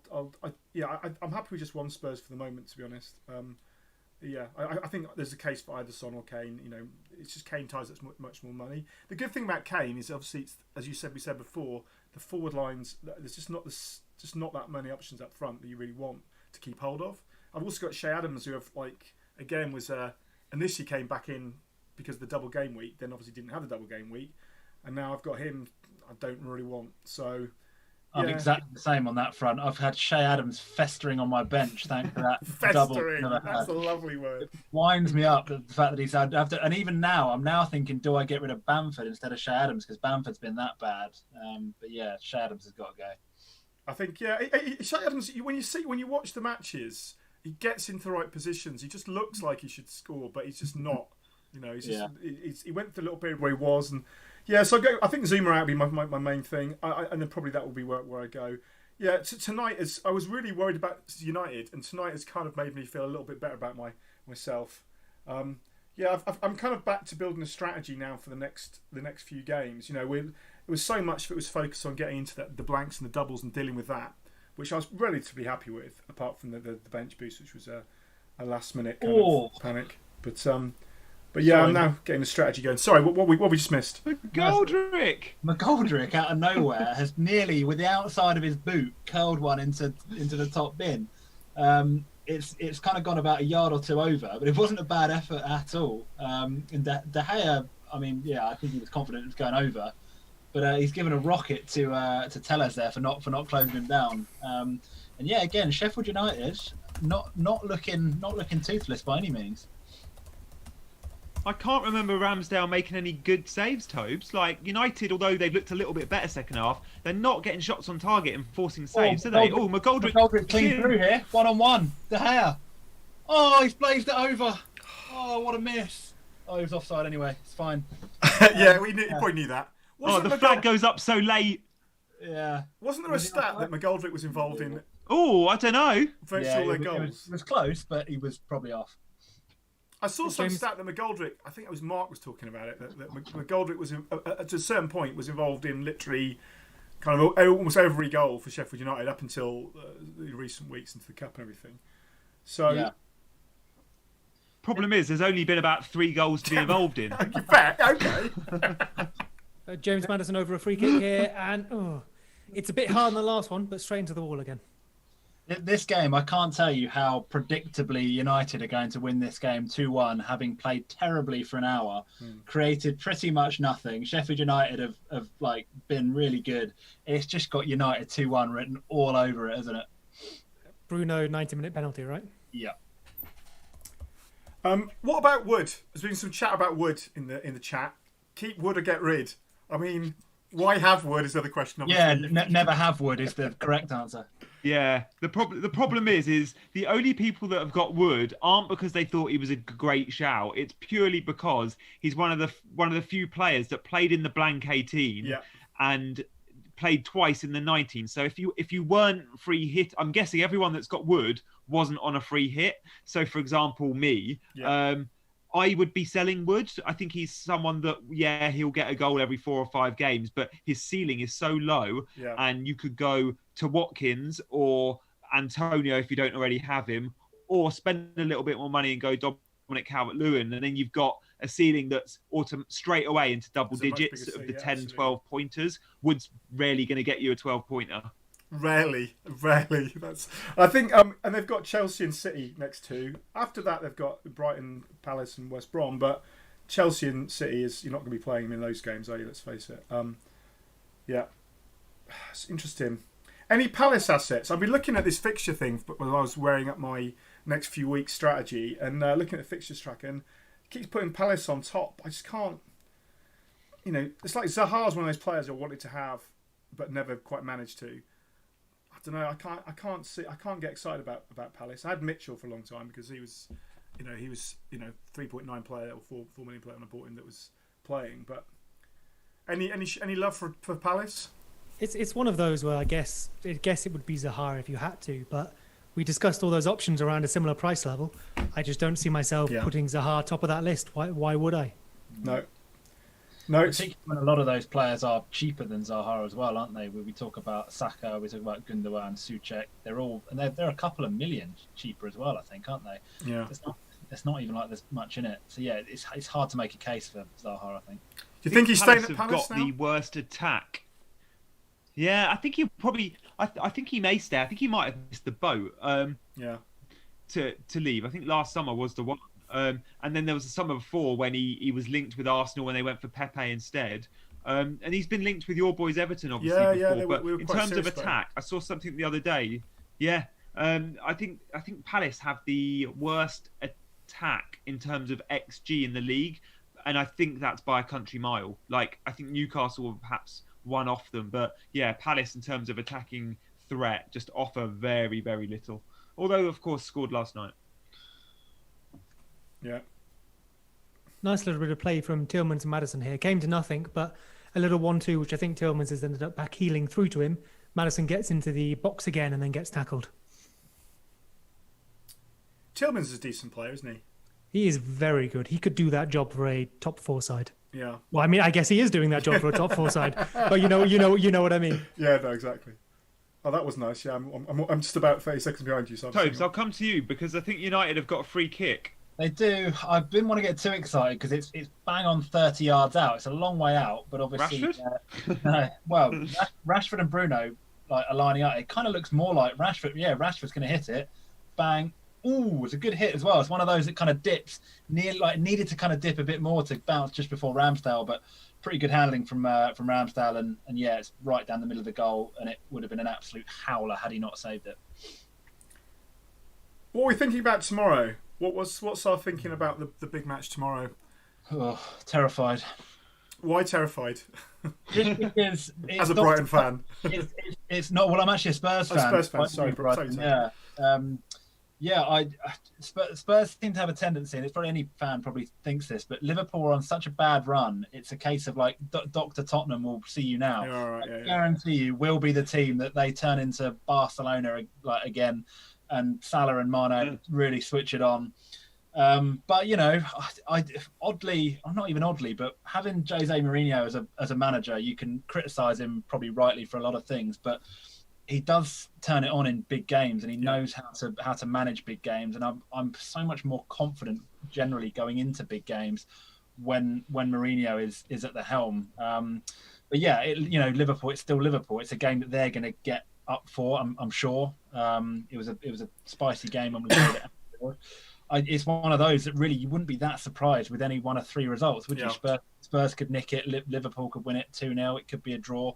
You really wouldn't be that surprised with any one of the 3 results, I don't think. Is the sheen going off Salah, do we think? I mean, obviously, it's big, he's the one everyone's, he's the player everyone's... Another free kick at Old Trafford. Oh, hang on. Okay, it's going to be one of probably Bruno or Rashford to hit it, I'm guessing. It looks a little bit closer this time as well. Yeah, it's actually it's pretty much like where you'd place the free kick if you were taking it. Looks like Bruno's going to line it up. I'm probably about 10-15 seconds behind. Yeah. If you could stick that ball anywhere, you would put it there outside the box for a shooting opportunity. Bruno with it. Bruno. Oh no, straight into the wall, out for a corner. So yeah, nothing going. Ampadu, what a block! Do you have Ampadu? Is he on your squad? Is he in your squad, Gianni? No, it's more Toby and I just have loads of banter. I think he's way better than he is, and Tobes thinks he's way worse than he is. There's been a goal at Old Trafford. Maguire from a Telles corner. 1-1. As if. It's as simple as it comes. Sam needs to see proof. The first.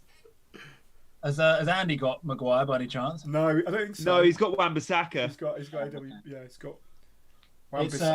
It's a good corner, but it's absolutely horrific marking from Sheffield United. I don't know who's on him. It's not Ampadu. Ooh. It's Jagielka. Oh. Jagielka is, for a man of such experience, is absolutely nowhere there. He's left his man. Maguire's got free head, hasn't even had to jump. Yeah, Sheffield United would be really disappointed with that. Marco Against Brighton his old team as well, Tobes. He used to play for Sheffield. Yeah, he definitely celebrated though. Go on, Seb, what are you saying? Sorry to jump in. I was just going to say that James Justin went close. So Marco Brighton puts a low cross into the box. Justin is the one arriving there at the near post on the opposite side to where he's playing left back.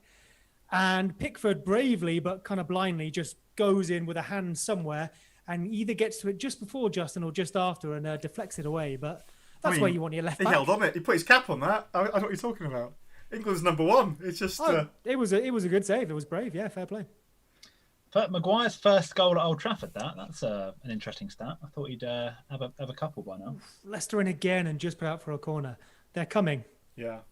Cavani coming on now as well. I'm just about to see who. That's... but it's looking like, Greenwood off, Cavani on. It's not what you want to see, is it, as a defence when you've just kind of conceded? It's Cavani come. I mean, obviously he's got to manage his minutes, but Cavani is class, isn't he? I mean, he's a class striker. That's what you want up front. If you're a midfield player, you want him there. He's not. I almost feel like he's your ideal. Like we talked about backup strikers, didn't we? Yeah. And actually, he's obviously a veteran pro that's got an unreal record that wants to come and try a new league out. He's probably the best type, isn't he? That you can rely on him. He's got the experience. He's not going to be too worried about the minutes. I think something exciting has happened in the Everton game. I think. Just waiting to see this then. Yeah. We've got a corner coming in. I've not got anything yet. You must be well ahead of me. So Leicester just playing around the edge of the area. Tielemans. Oh, there's Jordan Pickford. There's the Jordan Pickford we love. Oh, the howler. Tielemans has taken a low shot from the edge of the area. It goes through a number of bodies, fair enough. But it's really close to Pickford. Pickford almost dives over it. His arm's over here and it goes under here. That probably shouldn't go in. You make an excuse for the number of players, but that shouldn't be a goal. Jordan. I said 2-1. If he has got something on it, he's palmed it, but it's just not strong enough.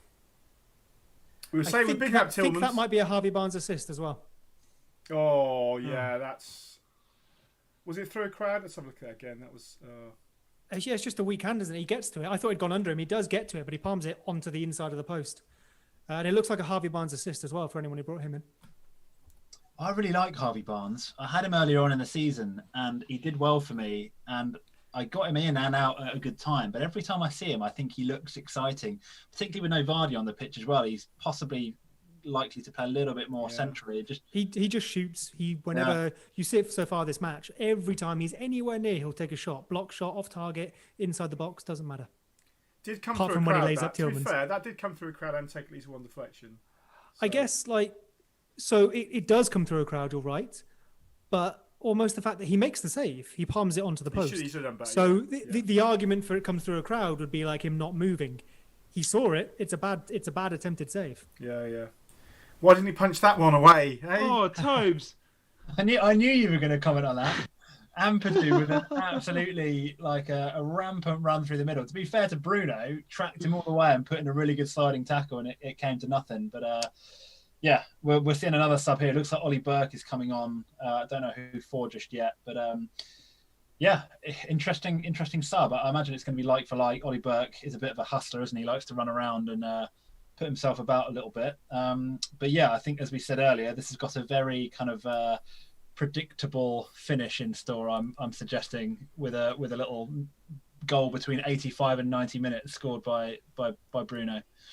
I'm guessing Burke is going to come on for Billy Sharp, who's played 68 minutes and will be knackered by now. But Burke, who's been transformed into a forward by Wilder, hasn't got the foggiest about how to play up front. He doesn't know where to stand. His movement's shocking, but he's absolutely rapid. So he'll just stretch the game, and it's probably quite a wise sub and cause United maybe a few issues because he's just so quick. But watch his positioning; he's just dreadful. He doesn't know where to stand. Good winger, can't play up top though. It's a hard to be fair to him as well. It's a pretty hard shift playing as a front man for Sheffield United at the moment. The way that they play. I mean, McGoldrick's actually done okay in this game, but he's just very, very isolated. And playing at Old Trafford against United, it's always going to be tough. But yeah, you're right. He is a bit of a headless chicken, I think. Yeah. Speaking of United assets that I know we alluded to earlier, and Martial doesn't really appeal to many, and sort of Greenwood and Rashford too, and it is sharp going off. I do think Cavani could offer really good value. Now, yeah, his minutes will be managed, but I think he's still Ollie's preferred number 9. But it's just how is he going to start 2 in 3 games or 1 in 2? But at the price point he's at, if he can get a run of games, Tobes, would you look at Cavani? He's the only United asset I think I'd be interested in outside of Bruno. Yeah, possibly. I wouldn't rule it out. But what I would say is I'd probably be more tempted by Calvert-Lewin, I think, at a similar price. Who I think is possibly, he's certainly going to get more minutes than Cavani is, and he's less of a headache in that respect. So, unless United start, smashing teams 4-5-0, I don't think I would go Cavani, but I wouldn't call it a bad shout for anyone that did. Yeah. Chris, who's your money on to win this game at 1-1? 20 minutes left. Which game are we looking at? Who are the favourites? Sorry, yeah, on the Everton game. I mean, Leicester, as Sez's been saying, Leicester are making far more of the play, more of the moves, and they'll keep pushing on. I don't know. It's very, very tight. I mean, I still back Everton to get a couple more chances, and I think maybe if it gets to DCL, will be a bit more clinical than perhaps Leicester have been with their chances. I think DCL really doesn't get a sniff in a game, so I'm sure there's. Well, that's a nice bit of play there. Actually, nice interchange. Oh, just went down in the penalty area, but no, nothing. Sorry, yeah. So I think Everton, I think it's very evenly balanced. I think Everton could still sneak it, but yeah. I don't know if Vardy was in here, it might be a very different match. What's the latest on Vardy coming back? Are we saying it is because they said it was sort of 10 days or a couple of weeks, wasn't it? Which is, are we expecting him back in? Yeah, a couple of weeks, 24? And it was. Yeah, I think so. Around about 23. It was an operation that was delayed because Vardy's surgeon wasn't available to do it the week before, so he had to wait a week. Which seems like pretty. Yeah, it's like, is there not another surgeon? But obviously Vardy didn't trust anyone else with it, or Leicester didn't. So yeah, they definitely look short up top without him. From an FPL point of view, is there any other Leicester players, Seb, that have caught your eye in his absence? I mean, Tielemans obviously got the goal. Tielemans is the one on penalties, not Maddison, by the way. It's Tielemans on pens with Vardy not in the team. Should we be looking at him, or is he just not advanced enough? I think you'd be I know he's got a long shot here, but I think you'd be hoping for the random long shot or the penalty, which there are better options that will get higher chance of returning points more often, I think. Maddison, we all know about him. He's been getting in the area a fair bit. I'd like to see his touches in the area after this. A few decent shots, no massive opportunity, a couple of free kicks. We know he's on most of those set pieces, if not all those set pieces. And Harvey Barnes doing Harvey Barnes, shooting whenever he gets it. He laid Tielemans up for the goal. I suspect this will probably just continue both their stats, both taking a fair few shots. Barnes may be more likely to score, but we know Maddison is more involved. I'll tell you what, I think Sheffield United have scored. No. I think. Oh my goodness. Well, is it your boy Ollie Burke? I don't know. Well, so I guess he's on the pitch. Well, okay, Sheffield United have just got a turnover here, charging forward with Lundstrom, who's out on the right-hand touchline. Not a lot on for Sheffield United. Plays the ball inside, and the ball, he gets it behind. I think it's out to Boga on the right, pulls it across. Oh, no, it's not that. Out to Lundstrom here on the right-hand side. Sheffield, here we go. It's not happening. I don't know where I've got this goal from. Lundstrom ball across. Ollie Burke! Oh, it is a goal! It's a goal! I was waiting. It is. I think it might be an own goal, a Tuanzebe own goal. Oh, really? That's Ollie Burke. I've got Ollie Burke here, but I mean, I don't know if that would be looked at. It definitely.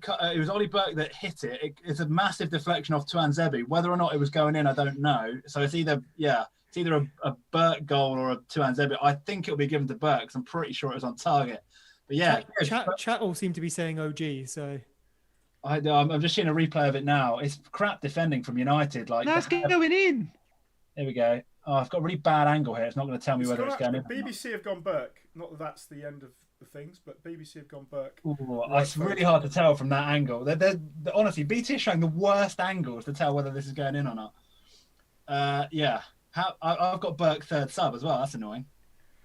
Because you'd have played him otherwise, wouldn't you? I mean, you were thinking about it this morning. There hasn't been a definitively good angle whether that's going in or not, but I'd be surprised if that's not given to Burke.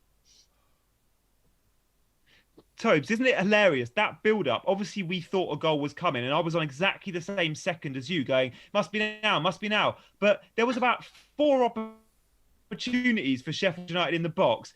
The 4 opportunities were all very lame side foot finishes that were blocked by United. At one point, with Maguire 2 yards from his line, tap it back to De Gea, who went for another poor clearance. United are all over the place.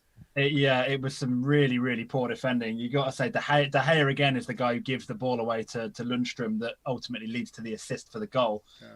Put your foot through it, for Christ's sake. It just needed somebody to give it a rose ed. Maguire could have done it. De Gea could have done it. Sheffield United 2-1.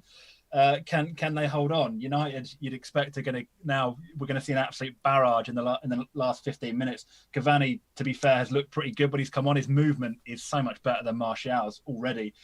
But yeah, it's going to be a really, really good last 15 minutes, I think. Madison has just had a shot on target here. He worked into the air nicely, faked the shoot, then went again from a relatively narrow angle, although inside the box. It was saved by Pickford out for a corner, which has come to nothing. And we've had Sionchu come on for Evans as well for Leicester, which suggests he's back and fit, which could be good for their defence. Yeah.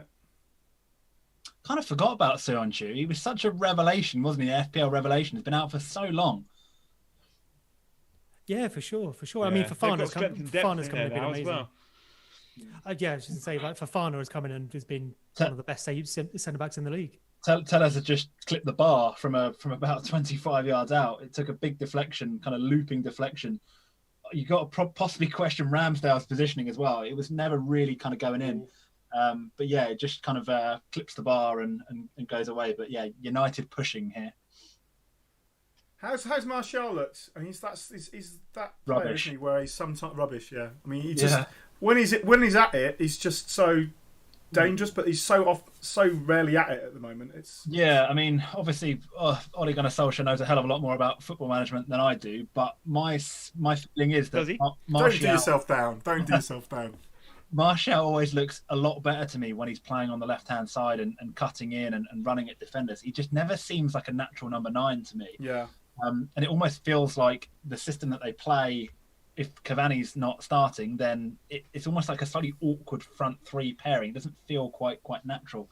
I think that ultimately is probably what's going to cost United winning a title anytime soon. Yeah. If not having a real world-class number 9 that's going to score them 20-25 goals. I mean, not the only ones, are they? I mean, there's a lot. There's not a lot of them going around, are there? Really? I mean, if you look at like City with Aguero out, Jesus is not at the same level, and they're playing without like a recognised forward player. Yeah, it's arguably the hardest. Well, it's certainly the most expensive position to buy for, isn't it? To bring in someone that is a proven goal scorer in one of Europe's best leagues, who's of a reasonable age. You're talking silly money these days, and you've got to probably look at Haaland, haven't you? Yeah, I'm sure I've read some stuff about Haaland recently. He seems, but then Werner's come in. He was like the he was the big thing from those leagues, and hasn't yet. I mean, okay, first season, and you've got to adjust, etc. But he's certainly not set the league alight, has he? So no. Haaland, I don't know about you guys. Haaland feels like he's got Man City written all over him as like a natural replacement for Aguero. His dad used to play for the club. I'm sure he's got maybe some kind of affinity there. That was close. I don't know what you're talking about. Leeds United. His dad used to play for Leeds United. That's true. Leeds fan, isn't he? Yeah. He was born in Leeds, I think. We'll find 200 million somewhere. Yeah, I'm not sure Leeds have got the wage bill to cope with him.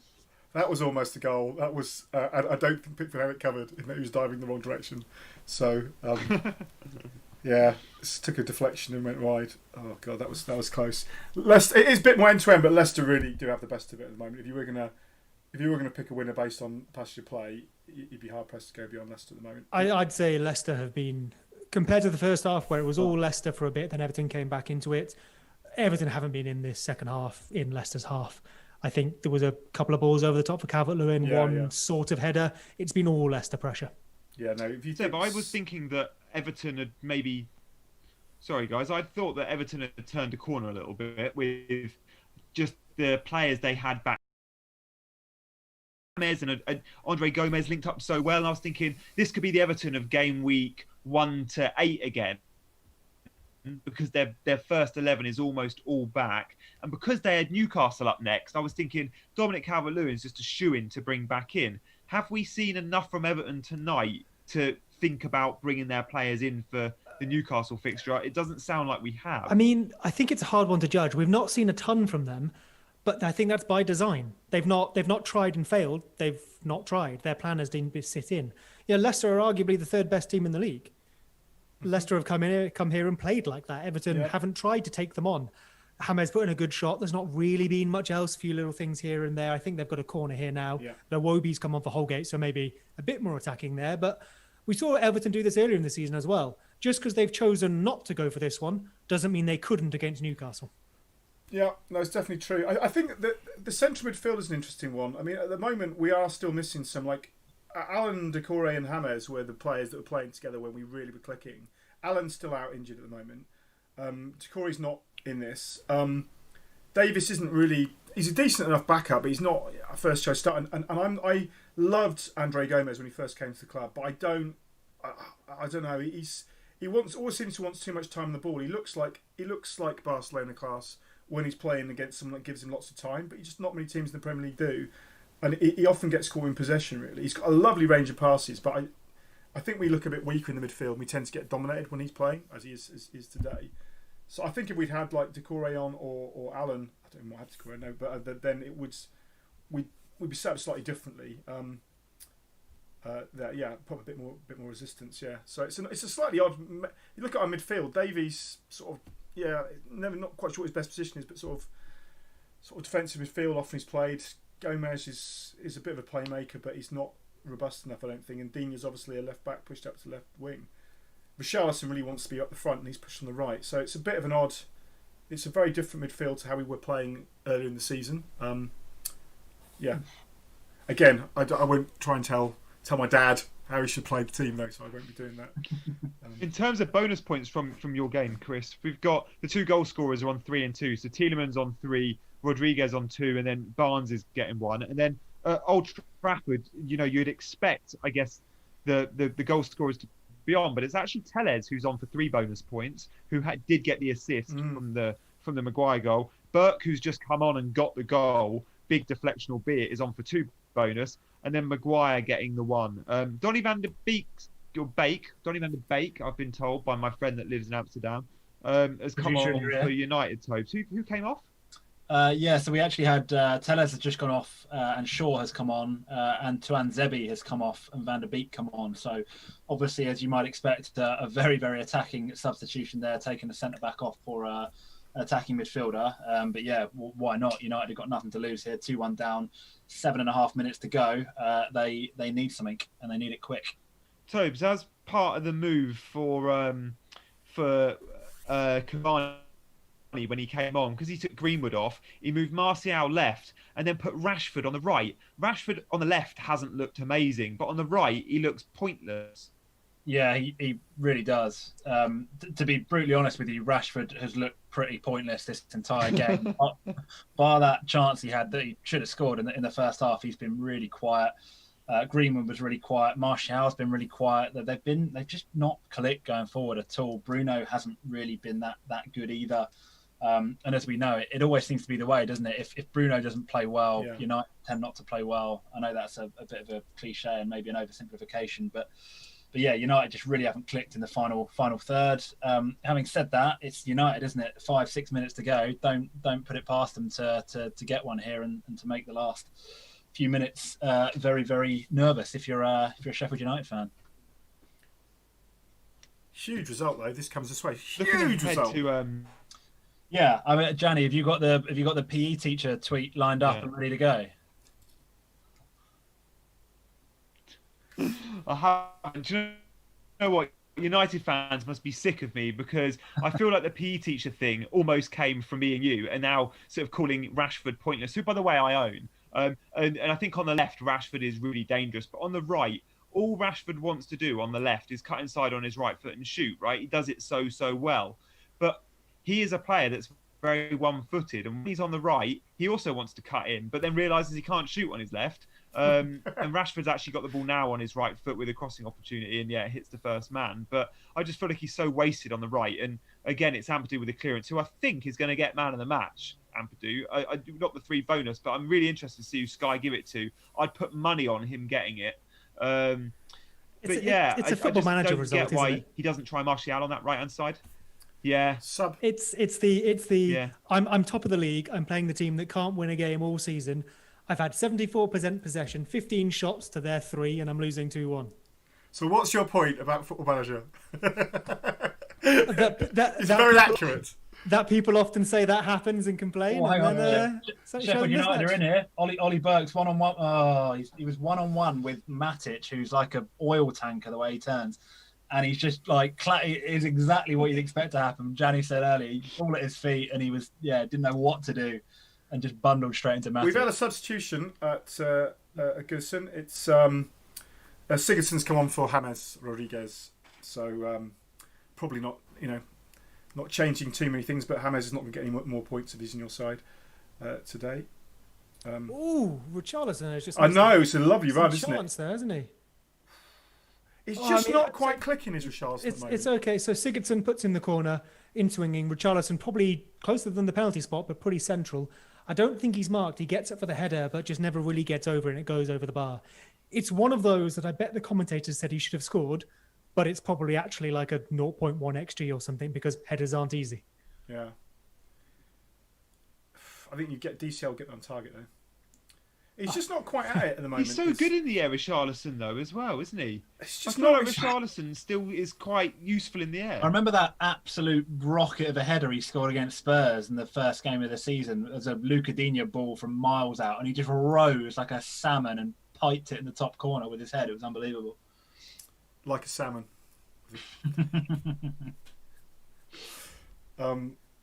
Yeah. I mean, it's a bit end-to-end at this point. Ooh. I do know what you mean about Pickford. Surprisingly end-to-end at Old Trafford as well. Pickford, when he does... As in Pickford's one for the cameras with his dives? Yeah, he just does his massive dives and then the ball ricochets and he's just... I don't know. Correct me if I'm wrong, but he's not the tallest. I'm not saying that means all that much. He's still 6 tall. He's a goalkeeper. Yeah. I wonder if he has to, dive for things, really dive for things that another goalkeeper might be able to step to or something. Well, the other lad we've got is about 18 foot tall. So I'd rather believe it was necessary than he was thinking he was making actual saves for the cameras because I think he cares. I think he's trying to do his best work. Yeah. It doesn't always come out, It's not an excuse for Pickford. We've got Hugo Lloris between the sticks, who's about the same height, and that guy just is a different level. I think he stepped up the last few seasons. There was a couple of seasons ago I remember thinking he was probably not all that, but I will happily admit, Calvert-Lewin just goes close. A ball comes in and he nods it down past the near post. I told you get a sniff. He always gets something. But... Was that Luca Dean? I would guess it was. Left-footed cross from the left. Yeah, I'm just picking it up. Yeah, it was now. Indeed. Yeah, Luca Dean comes in and again is very similar to the Richarlison. Yeah, very similar to the Richarlison chance. Oh, yeah, I see it now. Oh, yeah, see, well, that was close. Oh, and Calvert-Lewin has been subbed off. Seamus Coleman is coming on. So I guess you're happy with 1-1. Or Richarlison up front, Iwobi. Yeah. I'm not sure where Iwobi was playing, maybe into midfield now. Iwobi's actually been pretty decent for us recently. He's as a wing back, He's really. There's a couple of great games against Fulham. He was fantastic for us. He really made a difference. I feel like that could be his position. I think a bit like I said about Victor Moses earlier. He was never good enough to be an attacking front three player or even a wide man on the Maddison. wing. Oh, Maddison. So Maddison takes it on the turn, bit of a half volley round, puts it over the bar. That's a really difficult chance, despite being so close. It doesn't deflect through to him. Harvey Barnes plays it through. He flicks it around himself. And yeah, that's tough. But another shot inside the box for Maddison. It takes a deflection, so that's a corner created by Harvey Barnes. Yeah. Tobes, we should be seeing an absolute onslaught. 89 minutes gone. United are 2-1 down to Sheffield United, who are bottom of the league. And they're still not forcing saves out of Ramsdale. No, they haven't actually. They're doing a lot of good work kind of just prior to that final shot. Like we're just seeing again there. Ooh. I don't know what they're appealing for. Thought it might have been a penalty, but no. Yeah, they're kind of knocking on the door without looking unbelievably threatening. We've got a player down, Sheffield United player down in the box at the moment, seeing what's happening here. Ooh, I'll tell you what, Cavani has just karate kicked Jagielka in the face. It's not Jagielka, it's Bulldog, I think. Yeah. It's not intentional because he's not looking at it. He's just kind of trying to flick it, and I don't think you're going to see any action. But yeah, that was a nasty. Phil Jagielka, man of the match, not Ampadu, according to BT Sport, Gianni. I thought you said Phil Jagielka lost his man for Maguire's goal. He did, but clearly they've gone with Big Phil. Yeah, it's like when Ryan Giggs got Sports Personality of the Year, isn't it? It's kind of the We've got we're just going into the 91st minute now, and there will be 4 additional minutes. So yeah, United don't have much time at all here. And yeah, I've got to say, obviously United have had all the possession and way more shots, but I've been impressed with Sheffield United. They've been plucky is the word I would use today. They've obviously taken their minimal chances. But yeah, they're looking a little bit more like the Sheffield United we saw last season. They won in the cup, didn't they? Did I think they did. They won the cup match as well, didn't they? Good question. I think they did. I didn't know they played. Maybe I made that up. I remember seeing them. I should check that out. I'm pretty sure I saw that they scored a couple of goals. But we did use the word, albeit kind of tentatively, turning point today. Well, yeah. I mean, that's what I'm thinking. Well, you can build a couple of results. I mean, this is if they can hold out. I mean, this is incredible. This is a sort of thing. Yeah. I mean, also Sheffield United. Like personally, I strongly feel like Newcastle are by some margin the worst Premier League team I've seen this year, and I think are doomed. Sheffield United will be looking at teams like that, other teams around them that are struggling, West Brom, obviously, and thinking if they do string a few results together, which clearly they're capable of doing, they've got a chance of sneaking out of this. Obviously, it's going to be an unreal effort if they do, but there is a glimmer of hope there. West Brom are the one for me. You know, if I had to captain someone against any team every week, it's West Brom. They've changed their manager, and it's possibly got worse. Yeah. I'm not going to say much about Big Sam. I must admit, I'm not a massive fan. But yeah, and mine's 33 goal difference. It's not great. Chris, did you see that? Andre Gomez, your man, if he'd had a better touch there, I think he scores. A corner comes in from our right-hand side. It's headed across the box. Andre Gomez is in space. All he has to do is take it down. It bounces off him, and I think it's James Justin, I'm not sure, a weird angle for it, makes the clearance. Like I said, needs more time. Doesn't like being... yeah, I'm watching it now. Oh yeah! Oh, that's a terrible control. That is awful. That's very Teflon. Teflon controls it. Boom! It goes. And that was the Fofana clearance. Sorry, not a Justin. So earning his money there as one of the better centre backs in the league.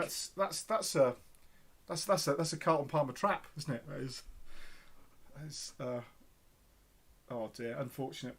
How are we doing game week wise? How are we all feeling? How are we rank wise? I don't know, Gianni. I know you get your weekly fix of grief in your team selection. How are you doing so far this week? What are you up to points wise? I don't. Do you know what? I don't. I've got a policy where I don't look mid game week. So my rank going into this week was 1.6 mil, and I feel like when I look at my score, I mean, as soon as the last game is played, I am on live FPL straight away. But until that moment, I don't like to check. But I obviously compare myself to the average and compare my score to the Twitter score. So I'm expecting a green, but a small green. I didn't have Gundogan, I didn't have Souček, I didn't have Saka, but I did have Cancelo. And I think this week it just comes down to how many of those guys you have. Yeah, absolutely. Full time. We've got full time here. Oh, same as Tobes. We've got full time here. 1-1 Leicester Everton.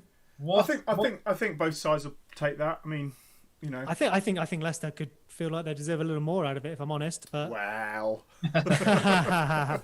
Independently, I don't know about that, but you're probably. It's not unfair. Before the match, you probably both take 1 point. Given the performance, Leicester were the better team, but hey, they didn't make that many clear-cut chances. I don't think off the top of my head. 7th.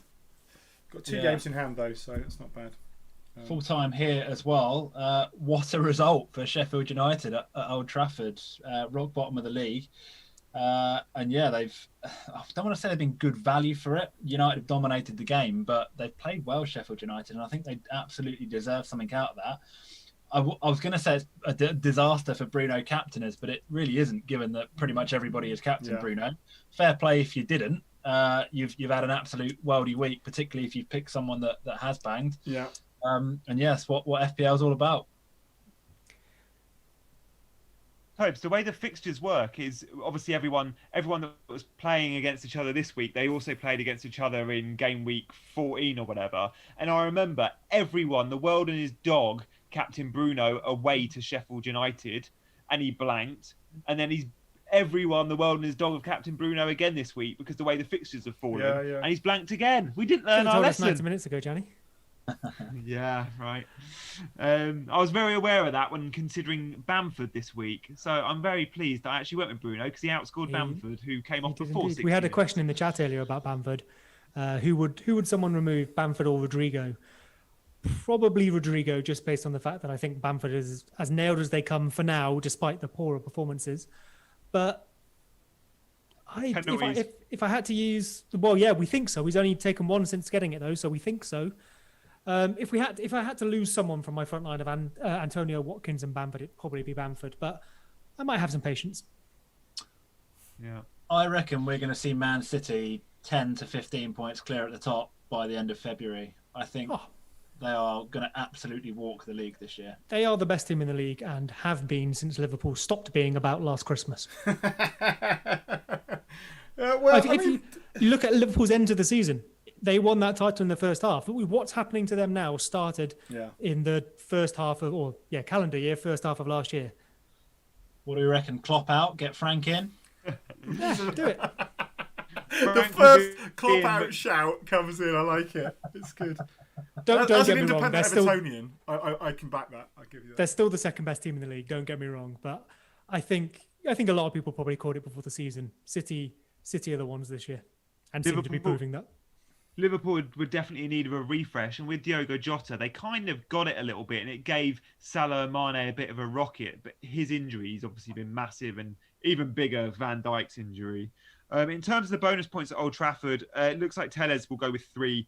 Lundstram and Maguire are tied for 2, and then Burke. I know quite a few Maguire owners out there. He obviously got the goal. But in terms of closing notes, we've seen an FPL tonight. We've seen none of the real big names have fired, and last night many of them did. So Bruno blanking, Dominic Calvert-Lewin blanking, Vardy obviously didn't play.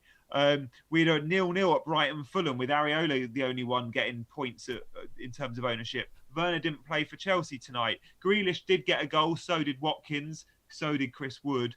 And Burnley scored 3. But just to confirm the results tonight, Burnley 3, Villa 2, 0-0 at Stamford Bridge and at the Amex, a 1-1 draw at Everton Leicester, and then the big result, Sheffield United winning 2-1 against United. And I think we should finish tonight just with our predictions for seeing as Sheffield United have got the win, who's going down? Because I think Newcastle are in real big trouble. Let's all just name one team that we think is a shoo-in to go down. I would say, I'd probably say West Brom too, actually. I think West Brom, Sheffield United, even with Big Sam though, I'd argue it's got worse. I mean, hey, some time to change stuff maybe, but he's got a transfer window. I mean, how long of the transfer window has he got left? He's already bought Snodgrass. That's transformational. Nice. Yeah. No, fair enough. Ex-Leeds. Yeah. What do I know? But I mean, Bilic was okay. He was doing. I mean, West Brom were a relatively weak team. I think Allardyce has, in his short time, admittedly, has made them worse. I would agree with that. It's really difficult to look past the obvious in Newcastle and West Brom, I think. To put an outside shout out there, I think Palace could be in a little bit of trouble if they don't start picking up a few more results. Hodgson's not gotten playing at all recently. They've had a few rogue results, normally against teams that you expect them to show up in. Also, traditionally, Roy's kind of had Palace on lockdown a lot, hasn't he? You could always rely on them for a bunch of clean sheets. They're hemorrhaging goals at the moment. I don't think they will go down, but they would be my kind of outside shout if I was tempted to have a. I buy that, but I would say I think just how far off the pace Sheffield United, even after tonight, and West Brom are, and how the positive points are picking up. I think it's it'll be good news for. I think this could be one of the lowest points totals to stay up type situations this year. I think it's probably good news for Brighton and maybe Newcastle even. I think. None of those teams at the bottom 3 or 4, or 5 even, are looking like they're going to suddenly go on a massive run and win loads of points. I mean, Sheffield United got a good result, an incredible result tonight. But, I think it's a bit early Brighton to say. don't deserve to be down there for me. They're playing. Brighton are playing well. They need a striker. I mean, they need just that clinical finish, isn't it? That's what they need. They haven't got that at the moment. Someone has just pointed out in the chat that Sheffield United are still 10 behind. I don't know if that's huge. true or yeah, they are. It might be. I mean, if you look at XG or whatever stat takes your fancy over the season, they've not been the best, but they haven't been bottom. They've possibly been unlucky or low quality, but they're running out of time to fix that. 10 points is a lot, even when you get 3 against United. It's still just 3 points. Couple of massive games in the relegation battle. Game week 21, we have West Brom versus Fulham, and then in game week 22, it's West Brom versus Sheffield United. So 2 massive games for West Brom. For Sheffield United, you've just beaten United at Old Trafford on Saturday, and we'll be doing this on Scoutcast Match Day. Sheffield United go to the Etihad. Many of us are looking at City captainers in that game, but we'll have 3 games again. So do join us. 3 o'clock on Saturday. We've got Palace Wolves, we've got City Sheffield United, and we got West Brom Fulham. So join us for Scoutcast Match Day. Thank you guys for all joining us tonight, and thank you to Chris and Seb and Toby. All the stats we've used have been from the members area when we're talking about all those XG stats. And for example, do check out the members area. It's like 20 odd quid a year, and it's silly good value. So 7-day free trial. It's a 7-day free trial. It's the only reason I'm not really bad at FPL. Oh, that's not true. Cool. Thanks, Gianni. Also, you can join Seb midweek as well. When there's not midweek fixtures, do join and watch the Scoutcast. So, guys, thank you all for joining us, and we'll see you on Saturday.